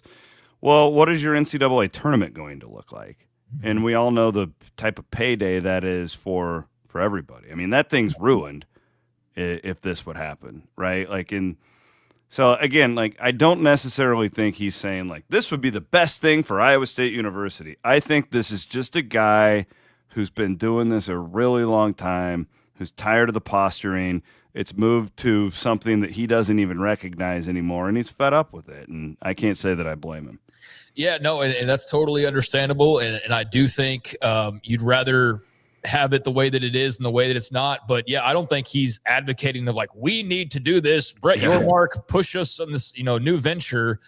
I think he's calling their bluff, man. I think he's like all of us who are just sick of Greg Sankey saying, well, if y'all don't do what I want to do, then we're going to take our ball. Or Tony Petitti saying, well, y'all better do what we want to do, or we're not going to invite. Okay, do it then. Like that's all it sounds like to me. He's calling their bluff and saying, y'all have talked for 2-3 years at this point. Just go ahead and do it and see what that looks like. And Jamie's good at calling out the hypocrisy too, right? Like that's the other thing he's doing right here with the whole – 4 leagues coming together and making rules, and now all of a sudden the rules don't apply. It's just, it's frustrating. But I also, I don't know. Like I think it's also important, and like I was talking about the clips culture that we live in. Like Jamie was asked about this. I think it was Travis Hines from the Des Moines Register, because that's who Jamie was looking at. I wasn't in the scrum. Jake Bren from Cyclone Fanatic was there, but. It's not like he just went into this scrum and was like, darn it, I am going to blow up the headlines today, right? I think that's also important. I think that you could see this float across social media and be like, oh, man, Pollard was really amped up. And he was asked about it and he gave an honest answer. But I don't think this was him like trying to make some sort of like huge statement.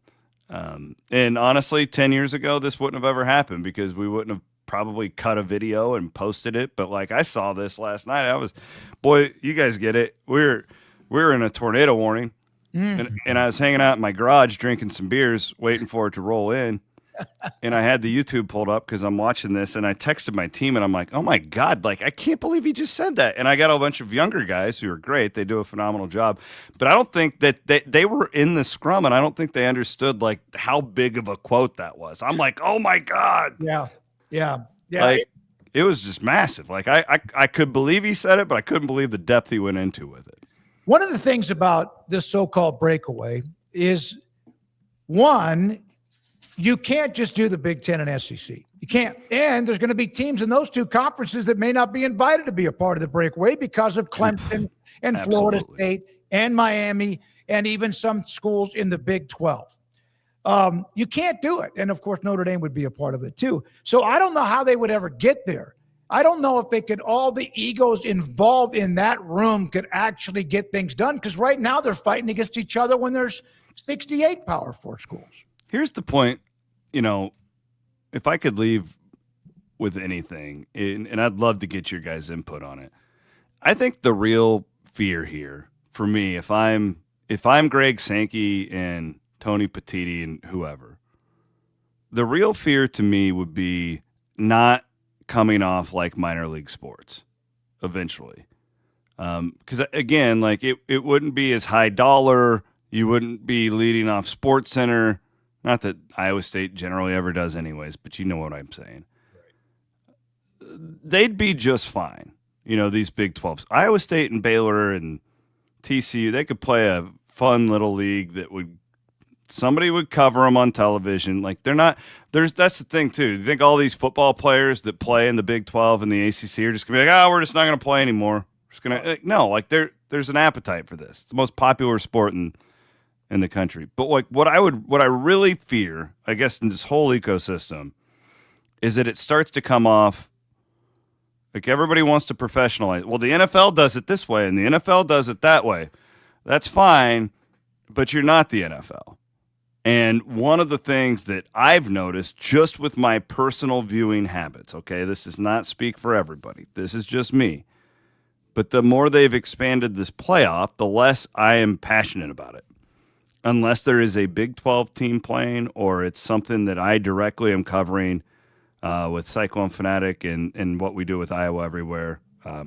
Iowa's never been in it, but you guys know what I mean? I am not as locked into those Friday night games as I am a October Saturday afternoon. And it's because I think it feels so corporate and so professionalized. I don't see I don't have that. And that would be my really big fear for whatever this is going to be. If the Big 12's a part of it, if it's not, if there would be a breakaway, man, you don't want to get branded as like a minor league to the NFL because I think that could do a whole heck of a lot of damage. Yeah, I think it strips away the spirit. And I feel like I've seen enough of your tweets that you're a WWE fan. I feel like the kind of the corporate sort of feel that you get watching it these days, even compared to like a year ago, it's drastic, dude. I've been watching since I was like a little kid. I mean, 30 plus years. I've been a devout wrestling fan, and I've never been less interested than right now because of just all of the commercials and just sort of business. Here's all the money we're making. Here's all the money we're making. And yeah, I feel like if you professionalize it and all of a sudden it's contracts and agents and like, I know there's some of that going on, but if you make it like the NFL where there's holdouts and all these things, then I think it's far less interesting. And I think even as big of a school as Ohio State may be, there'd be some people like, this isn't Ohio State football. This is AA Pittsburgh Steeler affiliate football more so than it is Ohio State football. And let's just say, and this is obviously a really small number, we'll say there's 100,000 Ohio State fans in the world, okay? I would guess 80,000 of them are not going to change. They're going to be just as passionate. They're going to be just as crazy. You're going to lose some. And I just feel like that could compound over time. I'm really worried about this basketball thing. You know, like I know it's expanded a lot over the years, but man, like the heart and soul of the NCAA tournament is the little guy, you know, and listen, I'm not going to fearmonger. People are still going to watch the tournament. I'm still going to get fired up for March. But, man, like, the way they're going to do this, we're not going to have any 14-3 upsets, guys. Like, it's done. No. You know, and, like, is that cool? Probably. But how does that compound over time? You've got the players changing teams every year. You know, like, you just don't know. Like, there's unforeseen circumstances that happen all the time. And I think if what Pollard's talking about, I think it could kill college basketball. I'm not even kidding. Like, I think that it would be disastrous. I think that was Jamie's greater point in all of this. Do what you want to do in football. You're going to destroy everything, including your own Olympic sports, all that stuff, if you do this with everything other than football. And, again, I haven't talked to him. That was the vibe I got from that, though. It was like, this isn't easier said than done. And not to mention, everybody's going to sue your face off if you do this. Oh, yeah, and the politics involved. I mean, you start getting like the Iowa folks involved fighting for the Cyclones. And, yeah, I mean, the politics, I think, would be a big barrier. And, yeah, it's way easier said than done. That's why I think he's saying, like, all right, y'all think it's so easy. Go ahead and go do it, and we'll see how that works for you. I don't think he's asking for it by any means. I just think he feels like you are talking a lot, and it's about time you start walking, or it's about time you start working alongside us and actually working alongside us. I don't think they actually want to do this. No. Do you guys? No, I don't either. I think it's all really bluster. I don't think they do either. I think it's a poker game. I think they feel like they've got all the aces and probably do.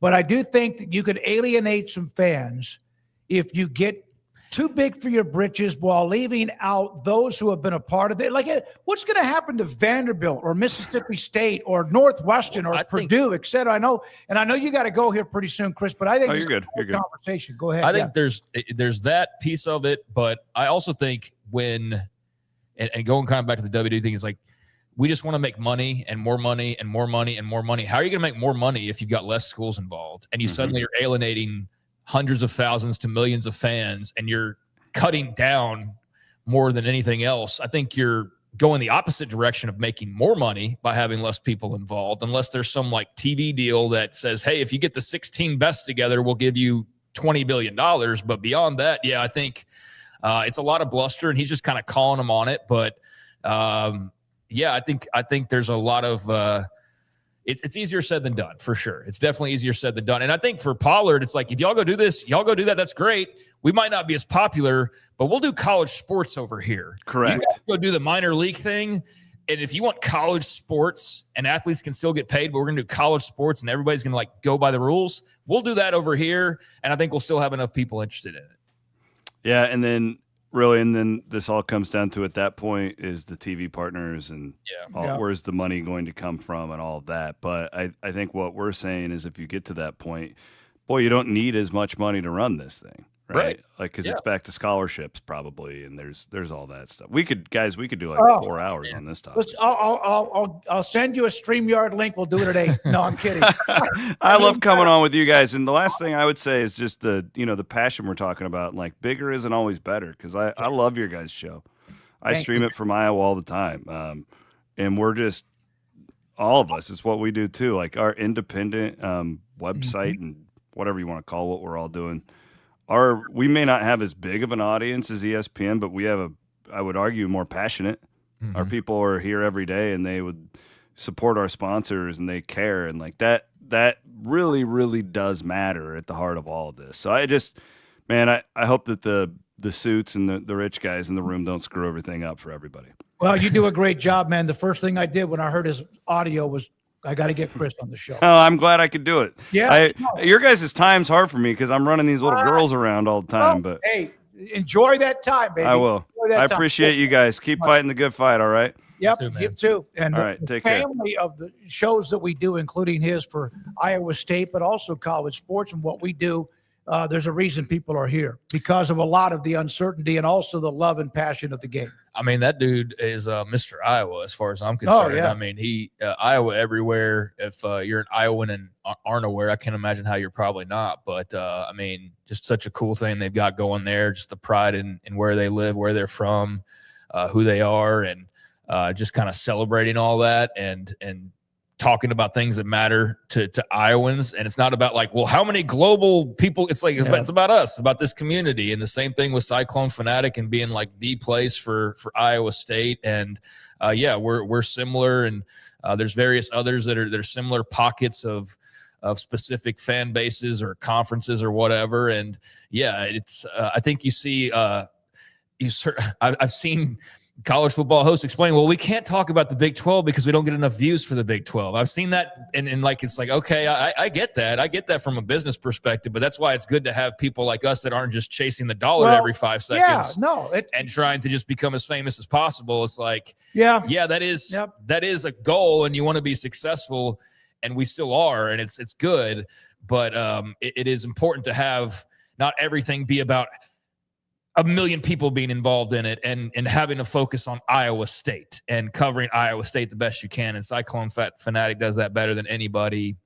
And there's various other examples across the league of people who do a great job with their respective communities and their schools and whatnot. And Chris is awesome. He does a great job. Jake, who we mentioned, one of I think they're younger guys. I've caught some of his work. He does a great job. And there's various others that I could talk about. I'm a big fan of Cyclone Fanatic, and I have no skin, as you know, in Iowa State whatsoever.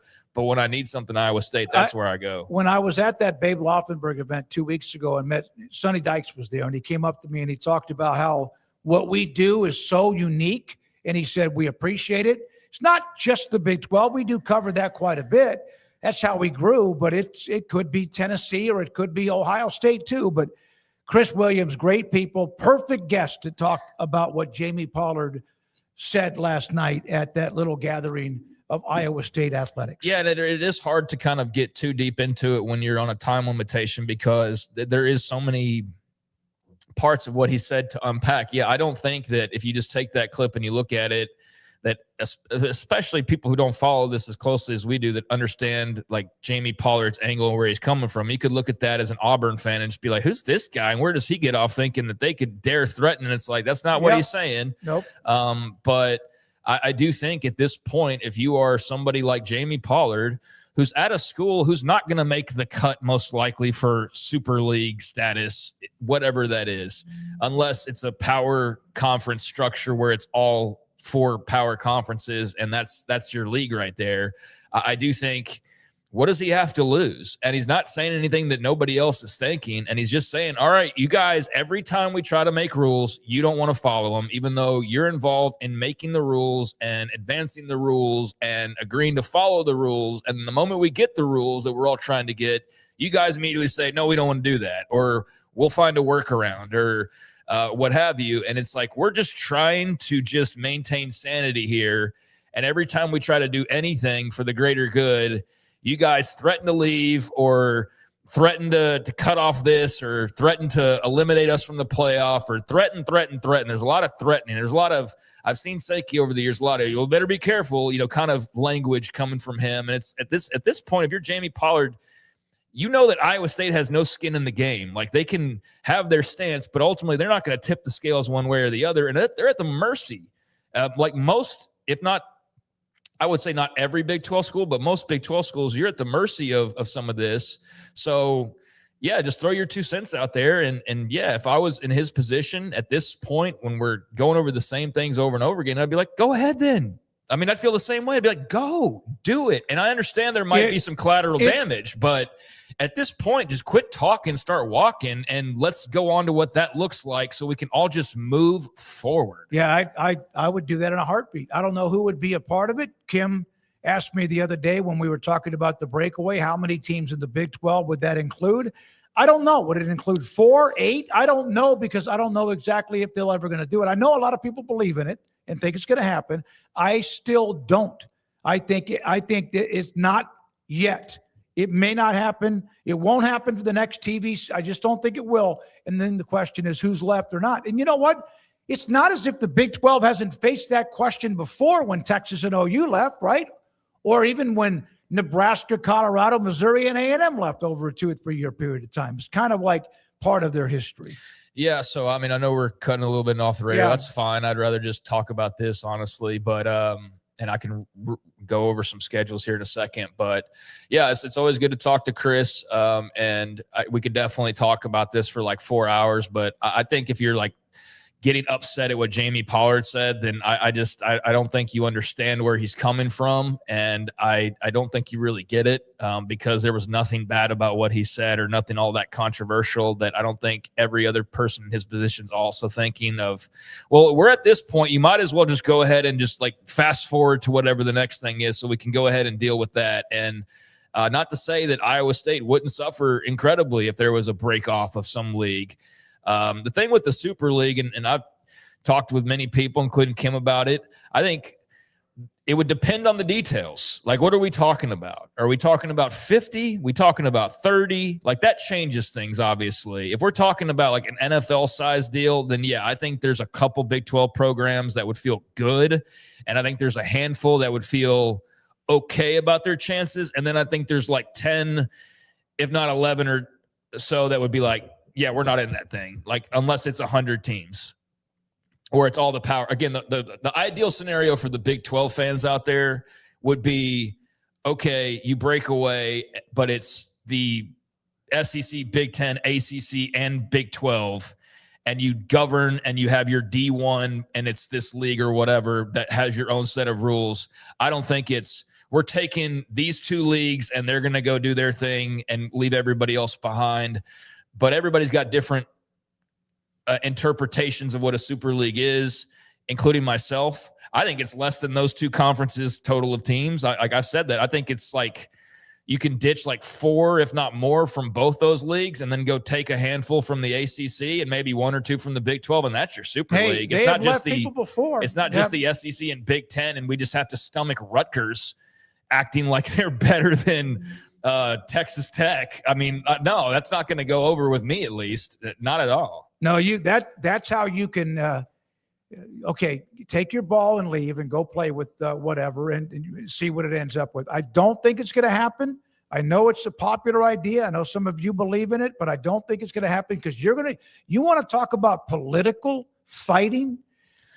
You are Mississippi State and Ole Miss gets to go and you don't. We've seen that with the Big 12 when they merged with the Big 8 in the Southwest Conference with Baylor and others, and how others got involved. Well, you're not going. TCU gets left out. TCU now represents themselves very well. They were left out back in 96. I'll tell you what, let's just do Off the Radar tomorrow. We can do that and just talk for a couple more minutes here because there's no point in trying to cram in. All right. Yeah, we'll do that. 15 minutes into 5. We'll do another couple of minutes and we have John McClain. One, by the way, and it's about this too. With all the stuff today politically about the SCORE Act and all that, Washington AD Pat Chun said this today. I've been in this business long enough that we've gone to Congress in Washington to try to get help. This is what he said. As someone who has worked actively with our elected official in our own state, spent time in D.C., I am also in the camp that is not expecting help from D.C. because there comes a point where after all of these years, and you can insert millions of dollars, you just can't expect it. So you know the rules, you know what's true. Now go fix it yourself. Yeah, I think there's just too many that are hanging their hopes on the golden ticket from the president or whoever the powers that be are. And it's always been kind of the most unrealistic route, but it's also the only route that they can go that keeps the status quo as close to the status quo as possible. And so that's always what this has been. This has never been like there was a surefire solution at the end of the road that didn't involve them having to make some concessions. And as you see with the SCORE Act, what concessions are they making? Absolutely none whatsoever. Like absolutely none. We get, if anything, the SCORE Act was more crawling back to what it was pre-NIL, even though NIL would still be in play because legally it has to be. And there's like some things maybe here and there, but the concessions, if any, are very minor. They're trying to claw back to where we were more than we're trying to move forward to where we need to be. And that's the thing is they're trying to maintain the status quo as best as possible. And just exhausting every avenue before they finally do say, all right, we legit can't expect help at this point. And we legit can't expect this or that or whatever to occur. Now we must do something different. Until they are forced into having to do something different, they're going to exhaust and drag out as long as possible, trying to maintain this for as much as it's always been this type of way for them. So yeah, that's where we are.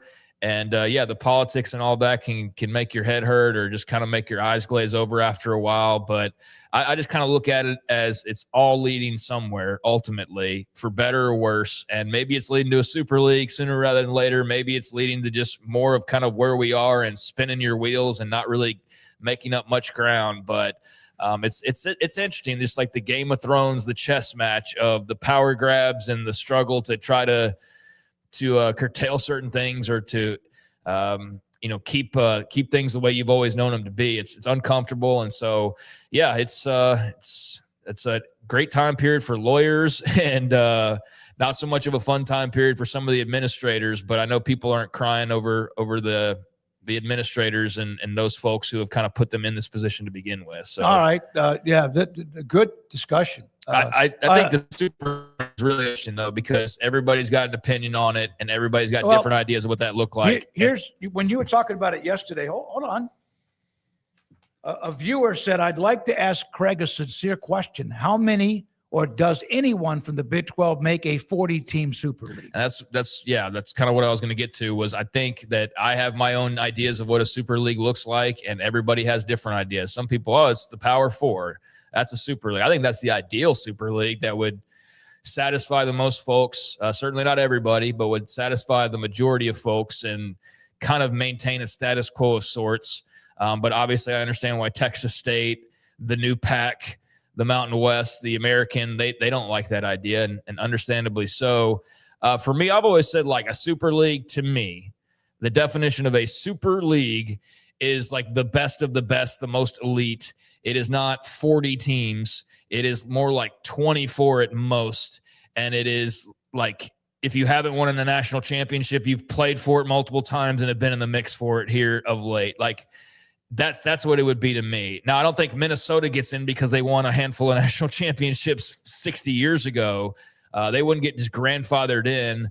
But I don't have like the details of how all that would work. But if you ask me, like, what is a super league? A super league's not just the Big Ten and the SEC come together and we got to treat Rutgers like they're Oregon or something. Like, I'm not going to do that. That is not a super league to me. That is just an alliance is what that is. That is a use that term. It is, though. It's a new football league is what it is. It's not a super league, though. A super league is the best of the Big Ten and the best of the SEC and those teams coming together, and the best from the ACC and the best from the Big 12.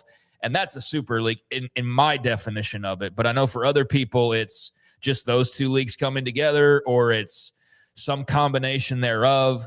And everybody's got a different idea on the size of it. So that's why it's fascinating, because everybody's got kind of different creative ideas on how all that could work or what that would look like. And you have to look at history, because you do.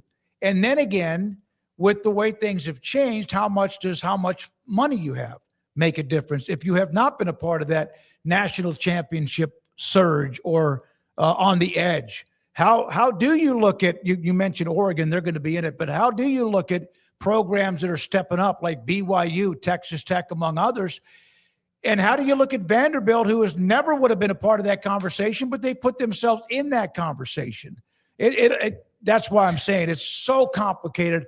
If it happens, my God, that'll be one heck of a time to be a part of college football. My definition of a super league means that there is no chance in hell we're watching Kentucky football versus Purdue and acting like this is the freaking NFL. Like, I will not go along with that. If you want to add in a couple of other conferences and you say this is the super big league of all the teams that are considered Power 4, then that's one thing. But like I said, it depends on your definition of it. A super league for some people is just the ACC plus the Big Ten plus like 4 ACC schools. That's their super league. For me, I'm looking at it as like my definition would be the absolute most trimmed down elite schools possible, and no hangers on from historical purposes or national championships from 75 years ago. That would be my definition of it, but everybody is different, like I said, and it's kind of one of the fun things to talk about. And I also don't think that we're going to get to a point ever where my version's realistic. I don't think we'll ever get there, because it would just exclude too many people. But it would be like the best football for sure. It would be like the greatest football, and that's where I'm coming from. But I still care about, and I'm not saying that because the Big 12 has a lot of these type of teams, but what Kansas State or Iowa State but they might have to be, and never know, all the money, the facilities, the stadiums, et cetera, no matter what the Baylor's put into it. And then all of a sudden, one day they're out of it. Tech has put themselves in a good position. What about Houston?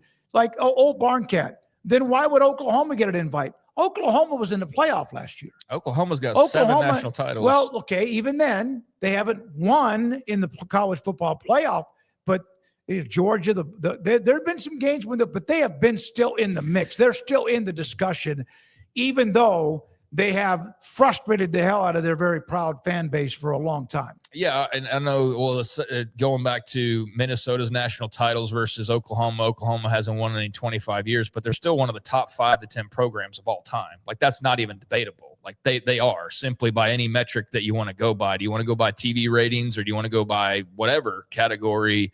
They're still one of the top elite programs in the country. I think Nebraska is an interesting team that you could put out there, like at the drought that they're on, but I still think that they're one of those big premier schools that they would probably be grandfathered into it. Okay. But with Illinois, no. What about A&M?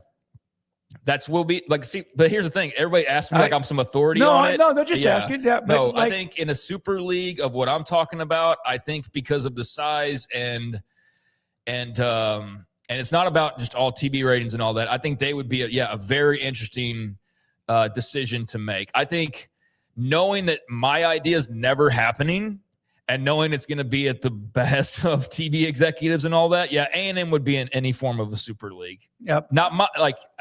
Mine is just very specific, and mine's not realistic. Well, because they will not do that. Oregon's played for the national title. And been in that mix. A&M's if Oregon's trying in, to then get there. A&M is in. But how many teams in the Big 12? If someone wants to argue Oklahoma, then who in the Big 12 would get invited over Oklahoma? So I had somebody ask me about this. I know we got John McClain. Yeah, no, we do. We got to get to But I think it would all depend again on the details of it. Like in my version, no, nobody's making it from the Big 12 if it's just football. But again, my version's not realistic. It's like 20 teams, 24 at most like 24 teams. So it'd be very trimmed down, and that wouldn't work. But in a realistic version, then I think if you had like a 50-team league or something like that, or 40 even, I think Texas Tech would be very, very interesting to right on that cut line. I think if football only matters, then Kansas is out of there. But if basketball mattered, they would be in there. I think the other couple that would be interesting would be like Arizona State or Arizona, one of those two, and maybe one more. Like Colorado Utah. has a natty. Bobby said that. Colorado has a natty. They have Dion. Natty was in 1990. They would not be. They would not be it. in the a singular like Washington has a national championship. What was it? 90-91. Steve Entman and that team, and they played for one. Just 2 or 3 years ago. But Colorado's not a comparison to the University of Washington. You don't know. 24 teams, there are a lot of people going to be disappointed. 24, 32, nobody's making it. There's still going to be a lot of teams disappointed. We got to break. Yeah, 24, nobody from the Big 12 is making it. We have to break. I agree. But I don't think it'll ever be just 24. But I don't think it's just going to come down to national titles and tradition either. Things have changed the way college athletes and athletics is looked at. When we come back, come back with John McClain, Hall of Fame columnist, and this is 365 Sports. Petty Clinic Men's Healthcare in Woodway is now proud to offer you men an exceptional weight management body sculpting product called semaglutide, also known as Ozempic or Wegovy. Semaglutide is an FDA-approved weight management medication. Once-a-week injections of this powerful medication offers an average body fat weight loss of 20% within the first year of treatment. In addition to body sculpting, semaglutide also normalizes blood sugars and has the clinical research proof of reducing blood pressure, cholesterol, stroke, and heart attack risk. If you're like most men and you have stubborn fat that will just not respond to typical diets and exercise, then help us finally hear semaglutide. Affordable, highly effective. Google search Petty Clinic Waco and reach out to the Petty Clinic team today for a free consultation with Dr. Petty to see if semaglutide is right for you. Go to pettycliniclowt.com.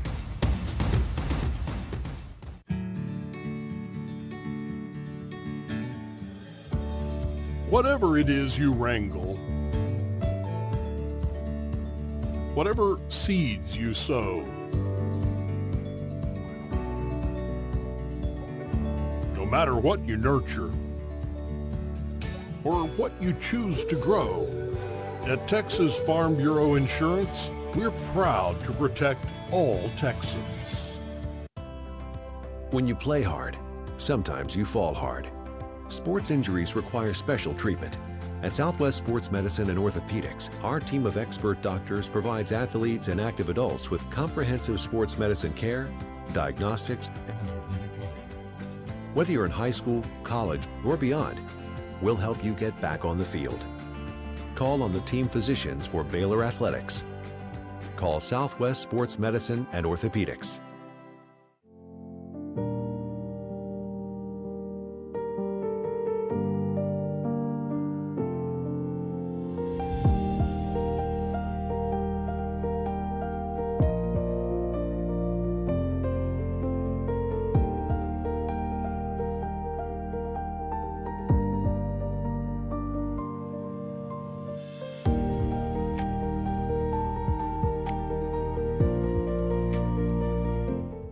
I pitched in the major leagues for 24 years, and let me tell you, I can feel it in my joints. Shoulders, elbows, and knees. Trust me, pain doesn't retire when you do. I tried everything to get rid of the pain. Nothing worked until QC Kinetics. Baseball legend Roger Clemens and other patients are getting lasting relief with QC Kinetics regenerative treatments. No surgery. I trust QC Kinetics. You should too. Let's commit to getting rid of all the pain. Schedule your free consultation today. QC Kinetics. Better starts here. From the TFNB Your Bank for Life studio. Now, it's time for the SMOAK Show. Presented by IdealMRI.com. Premium quality MRIs, convenient, affordable. That's ideal. and by Texas Farm Bureau Insurance. We are Texas Farm Bureau Insurance, your insurance provider built by Texans for Texans, and we've been protecting families in our great state since 1952. TFNB, your bank for life, serving Central Texans since 1889. It's time for the Smoke Show on 365 Sports with David Smoke and Craig Smoke. John McClain, Hall of Fame columnist with us, 365 Sports. John, we were just having a discussion. I know there's a lot to get to with you and what's in your side of business, but you love college football. I don't think it's going to happen. I don't think there will be a breakaway. But if there was, and let's say it's 32 teams, would you watch those 32 teams like you would watch Alabama, Georgia now? And what would happen to those left behind? First of all, I'm told by people that I trust that are very close to the process. They were close to the Texas-Oklahoma exit that supposedly ESPN paid for. And they tell me what's coming when ESPN, Fox won it, will be a super league, and it will cost you $150 to $200 million a year to be part of it. And they were talking about the schools around here. Of course, A&M in Texas could be in it. SMU can be in it if it wants to be. Tech, as long as Cody Campbell's alive, Tech could be in there. I'm not sure about Baylor, TCU, if they want to make that commitment. Houston, Rice, no. And they said it's more likely to come when the current TV contracts expire. And I'll tell you, as much as I don't like the portal and I don't like the way the NIL is distributed, the product on the field is better than ever. The college basketball tournament, incredible. The college football playoffs, football, incredible. The product on the field and the court has been outstanding. Right now, softball, baseball. And so I'll watch whatever is good. I'll watch whatever has the best players that have the most competitive games because I love sports. I don't just love the NFL. I love college sports primarily because of Baylor and my allegiance to Baylor. But at some point, we'd be naive to think that there's not going to be a super conference because of the money it could bring in, and it will be ignited by ESPN and Fox. It's really interesting, the idea of buying your way in to almost prove that you can hang and be a part of the club. That'd be really interesting. Yeah. Do you have any contributions towards that 150 for your Bears? Yeah, I'll give 150. 150, yeah. And then they just got to come up with the other every year 9 something million. Yeah. John, what's on your plate as far as the Texans at this point in time, post-draft? Got training camp weeks away at this point. Sort of what's on the platter, if anything, right now with the Texans specifically? Craig, one of the reasons I go to Gallery Furniture and do a podcast, every week with Mattress Mac, is there are so many Cowboy and Texans fans at his gigantic store on Interstate 45. And Mac and I do about a 30-minute podcast about sports, and we put it on our social media platforms. But when I'm done, I go up there and talk to everybody about what's coming. And people are fired up, of course, about the Cowboys because the Cowboys should have one of the best offenses in the NFL. Their defense should be vastly improved. They should compete for the NFC East title. They should compete for a wild card playoff game. As far as the Texans, they've only won 2 teams in the league. It's won a playoff game in each of the last 3 years. They have a great defense that should be even greater. And right off the bat, first 3 home games, Josh Allen, Joe Burrow, and Dak Prescott. And then they have a road game against the Colts. And they have dominated Josh Allen the last 2 years in victories there. And I think the Texans defense has a chance to be the best in Houston history. Right now, the best of the Love You Blue Oilers defense with 3 Hall of Famers, Robert Brazile, Elvin Bethea, and Curly Cup. The 1993 Oilers with Buddy Ryan had the best defense in the NFL on the 12-4 team. And they knocked out 11 starting quarterbacks. And this one, last year, the Texans gave up 277 17.2 yards a game. That was number one. They gave up 17.4 points a game. That was number two to Seattle, 17.2. And the Texans have added to that defense, like in the line. Caden McDonald, defensive tackle from Ohio State. Logan Hall, defensive end/tackle from Tampa Bay, former second-round pick, and Eagles starting safety Reed Blankenship. They are loaded on that side of the ball. Offense, there's a lot of question marks because the running game. See if C.J. Stroud can bounce back from his terrible playoffs. But people are fired up, and I am too.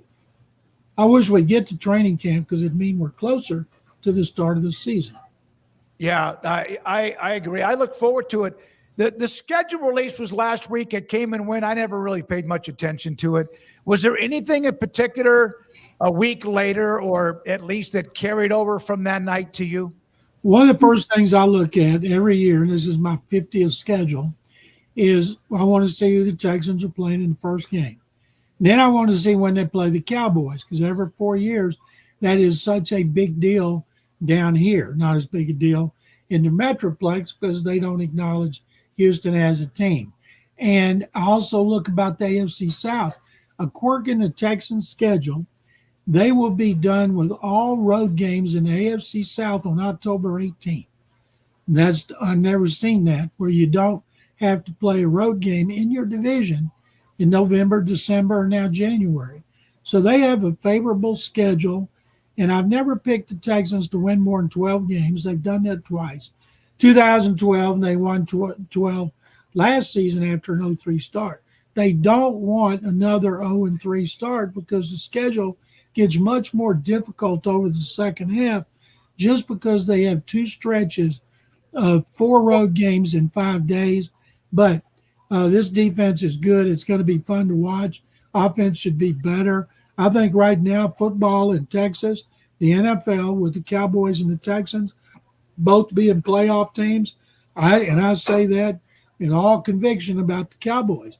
People are saying great things about the Cowboys, and that's unusual. Doesn't mean they're going to the Super Bowl. Doesn't mean they're not going to lose their first game. But this is a playoff team, and I think they're going to win their division. I think both teams are going to win their divisions. That's going to be a very fun fall in the state of Texas if you turn out to be correct. John, what's like the final evolution of this NFL schedule look like under Roger Goodell? Are we at 20 games with like everybody having 2 international games? And I know I'm getting a little bit far ahead, but we're not that far off from that actually at this point. Are we getting close to like you play 18 games and everybody plays 1 international? Is that going to be the way, or is this always going to just continue evolving in your opinion? It's going to be 18 games unless they eventually decide they don't want any preseason games. But at the same time, when they're talking about they want to protect against injuries, they do something like this. They're going to have to give teams 2 byes when they go to 18 games. It'd be unfair. There have been a lot of things kicked around about giving players a game off. No player wants to take a game off. That's preposterous. So what's going to happen, they will go to 18 sooner or later. Every team will play a game internationally. One of the best things about the international expansion is because of gambling, spreading the brand, but more important, there's like millions and millions of Netflix subscribers all over the world. And so they want people subscribing to Netflix and tuning in to NFL games. And so there's a strategy here, guys.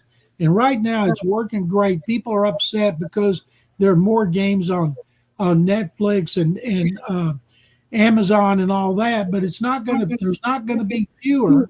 Doesn't matter if politicians want to get involved.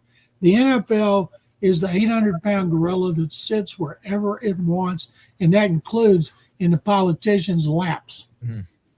Yeah, 18 games. My God, that's a lot. That just like, I know it was 12, 14, 16, now 17, whatever. How much is too much? I don't think there's any such thing as too much of a great product, especially if you didn't have any preseason games. How does college football survive without preseason games? Somehow they do it. People would have said, oh, my God, there's going to be a college teams that play 16 games. Yeah, you're They're right. supposed to study. They're supposed to get their grades. Colleges don't give a rat's you know what about their grades. All they care about is money. Yeah, that's why all the things we have on discussion every day is all about the big dollar. John, Nashville getting the 2030 Super Bowl. Your thoughts on a first-time Super Bowl site there? And Minneapolis, I believe, is getting the draft coming up in 2028. Those pieces of news starting to come down. I love the traveling draft. Like, I didn't know how to feel about it initially. Radio City was really cool, but it is kind of awesome that every town gets to experience this. But, I mean, Nashville building the new stadium, so it makes sense. Just your thoughts on those sites. Yeah, if you build a new stadium, you're going to get a Super Bowl. Yep. Problem is Buffalo's building a new stadium. They can't have a Super Bowl because they don't have hotels. They'd have to put people all over Toronto, Quebec, Montreal. They just don't have it. But they do have a great new stadium that's opening. And Tennessee, they think they're going to be part of the rotation. No. Doesn't matter what great show they put on, and they will. They prove with the draft. They know how to party. It's a great city.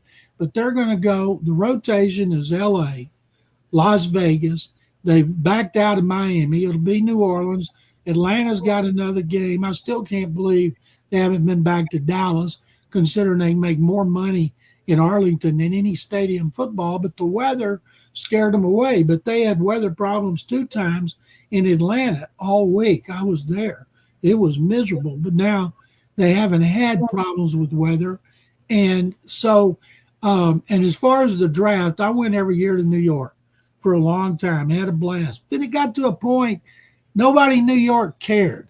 No discounts anymore. You could have Raider fans from the Black Hole walking down Fifth Avenue. Nobody would pay any attention to them and give them a second look because there's so many people look like that anyway. And so when they left to go, I think was Chicago, the first one.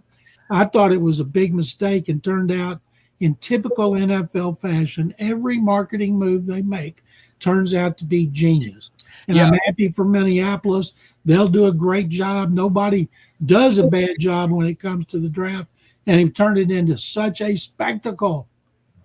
Yeah, I believe Chicago was the first one. And what I remember is that we went there because that was the one where like Corey Coleman and Andrew Billings and all those guys were expecting to get drafted and did. But that was also in a theater is what I remember. And then I think it was after Chicago when they sort of opened it up and they said, no, let's do like the whole outside in a park. And then I think it was like Philadelphia and Nashville not too long after that were like those big experiences that are now kind of the yearly way that we view the draft. And yeah, it's pretty cool what they've done there. What gets me is they estimate crowds. They don't have a clue how many people 500,000 to those drafts. They just pull the numbers out of there. You know what? And every year, I bet you they're going to set a record. Man, going back to that game at Arlington AT&T Stadium, that ice storm, they're just a freak of nature. And you're right. I cannot believe it has been since 2000. What was it, 11 or 12? 15 years for the, there's other great stadiums now that have modeled a lot of it after AT&T Stadium, but that's got to kill Jerry. That's got to drive him nuts. Especially a guy like him that has so much influence. But one of the things, like the hotel where we stayed at in downtown Dallas, fire alarm kept going off every night. Having them go from Fort Worth to Dallas was preposterous. Sending the media to both cities for interviews. Logistically, they tried to placate too many people instead of just putting on a good Super Bowl. It was not their fault of the weather, of course, but when you had to travel so much, you were going to have logistical problems. And I was standing right outside the stadium when the big ice thing came off the roof and could have killed a bunch of people. And I think that scared them off. Plus that scandal on the tickets they had. Yep. That humiliated the NFL and the Dallas Cowboys and Jerry Jones. Yep, and the bleachers that fell in because they were trying to cram an extra 100 people in to break the record. John, thank you, buddy. Appreciate you as always. Thanks for your time. Guys, it's my pleasure. Thank you. And remember, Sick 'em Bears. Hall of Famer John McClain with us most every Tuesday at around 5 o'clock on the Smoke Show and 365 Sports. Yeah, they did the Chicago draft. I want to say it was 2016. They had done it the year before too, but that 2016 is I think the year that we went, and it was in this old theater that was really cool, but it was like Chicago's version of Radio City. And then it was Philly the next year. That's when Philly did the whole out by whatever park and area that was by the Rocky statue. I don't know the area all that well, but that was when they kind of said, like, no, let's make this a party. And then Nashville, Arlington, they did that in AT&T Stadium. So that was kind of a mix in between. But then Nashville got it back to where it was like they did. Is that Broadway? Is it their main entertainment street? I think where they did in that whole district, and that was pretty fun. That was pretty good. And then that's just where I sort of stopped going. But they've turned it into just another brilliant money-making destination. You got to be there type of event for the NFL. They find ways to do that all the time and continue to build this thing. And now the draft's like this touring experience. DC coming up next year, and then today we found out Minneapolis is on the dock. So they moved it out of New York where it was, and cozy and traditional at New York City Music Hall. I was there for that 2012 draft. And then they decided, let's branch out. They've gone to some great places, and it's like a traveling road show, like a rock band when they do. Rocky is at FDR Franklin Delano Roosevelt Park. I'm not sure if that was. Okay, yeah, I think it was FDR Park was the main site, because I remember walking around the Rocky statue at one point to get to like the media tent. So yeah, that was cool though. It was a fun time. Lots of people to thank. We're not done. Let's go. Rez to the wheel.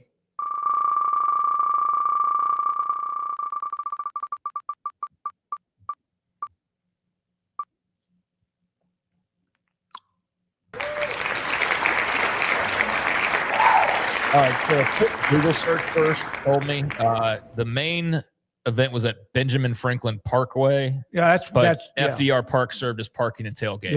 Yeah. Okay. All right, which athlete has the coolest signature? Feel free to look up anything. If nothing at all comes to mind, then who would be a dream autograph for you?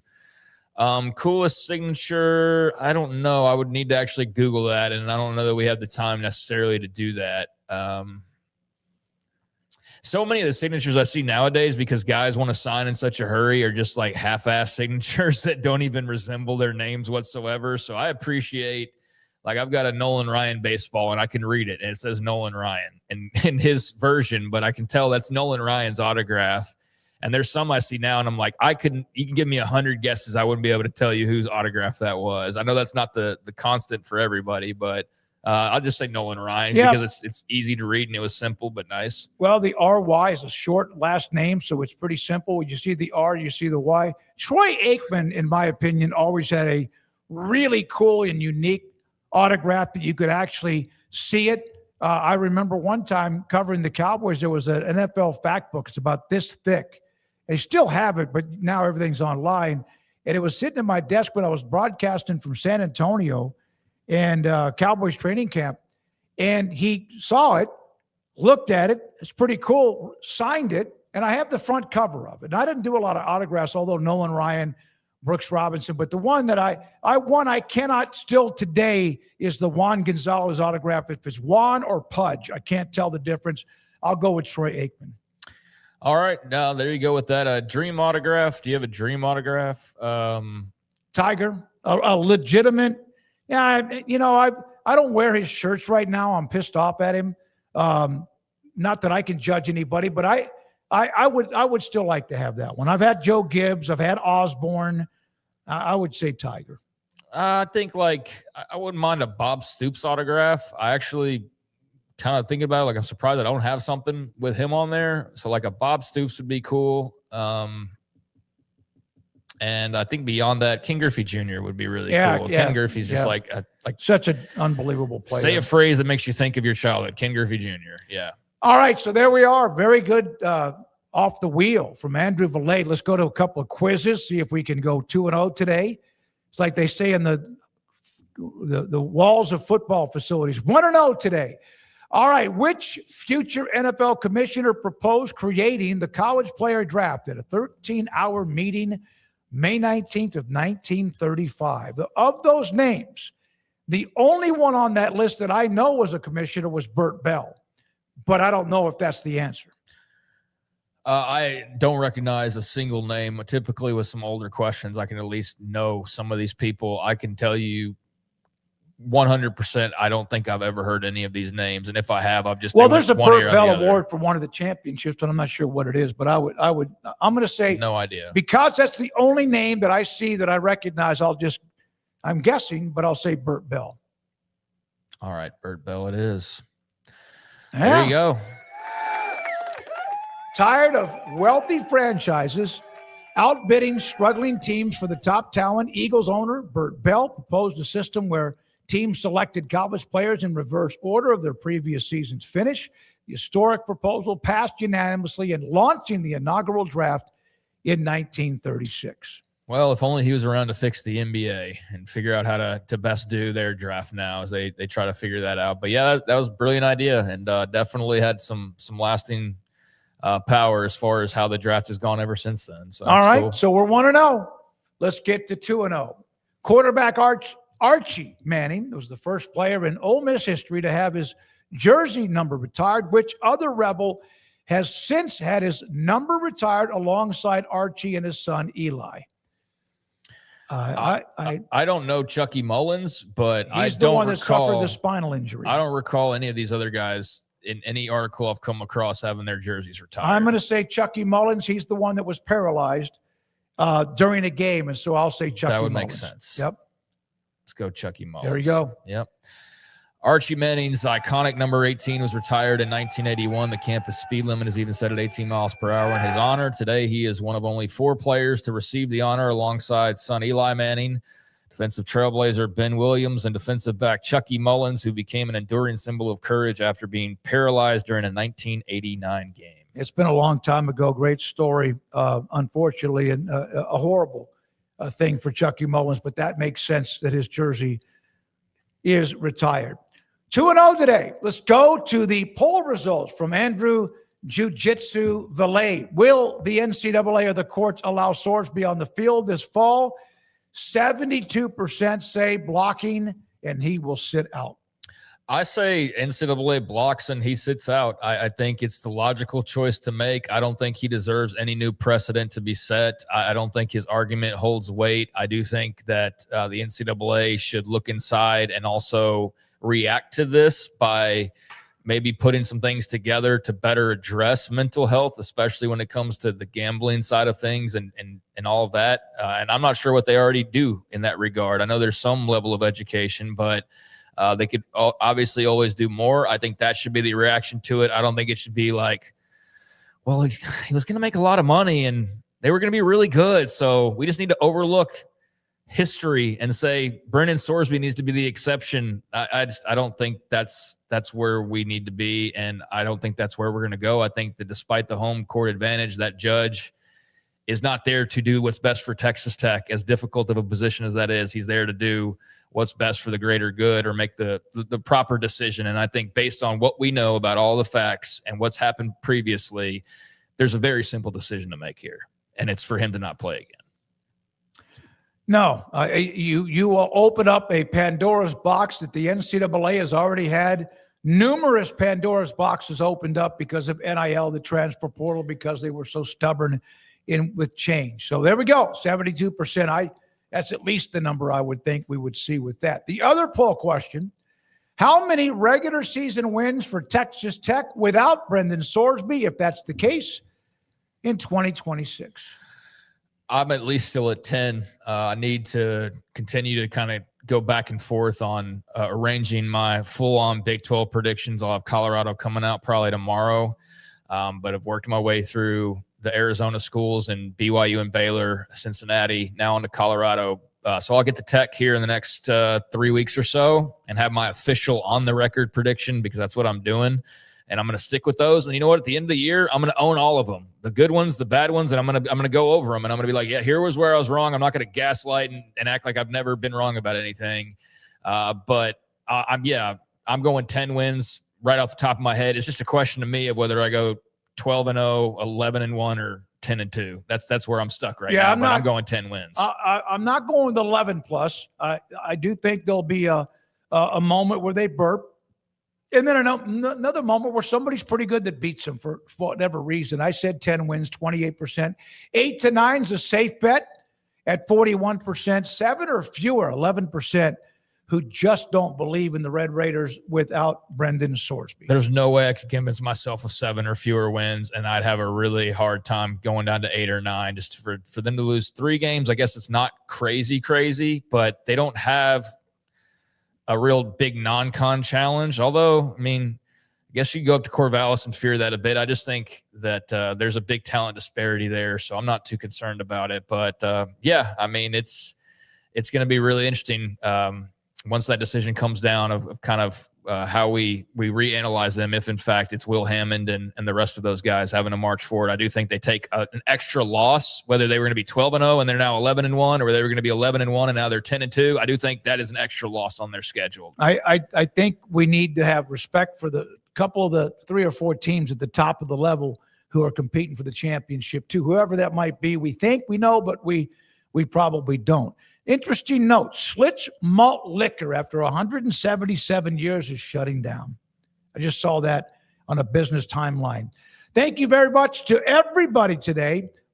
Tomorrow, Brian Santiago, the AD at BYU, will join us. I know we got Matt Fortuna. He'll join us tomorrow and a couple of others. Craig, great that. Appreciate it.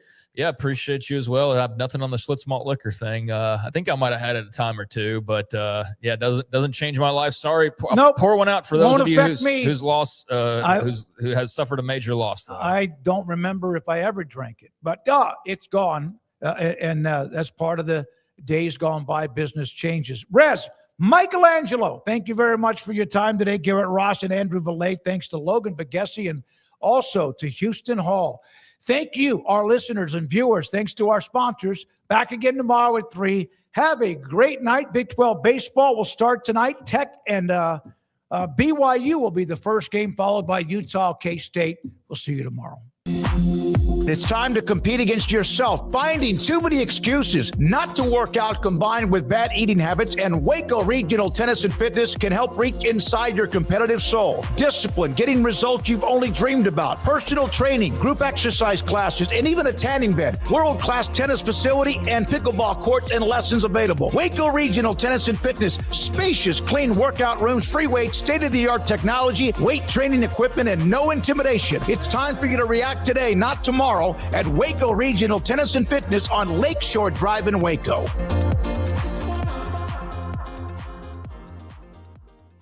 I have a lot of friends reach out to me about buying vehicles for their fleet and their business, and I always recommend Allen Samuels. You see a lot of businesses running different brands, but I really think Rams are the best looking ones out there. They're going to take care of you. They're going to make sure that you get what you need, and they're always going to take care of you on the service side and the sales side. Like Allen Samuels always said, Waco has a lot to offer, and so do we at Allen Samuels Dodge, Chrysler, Jeep, Ram, Fiat. Come by, let's be friends.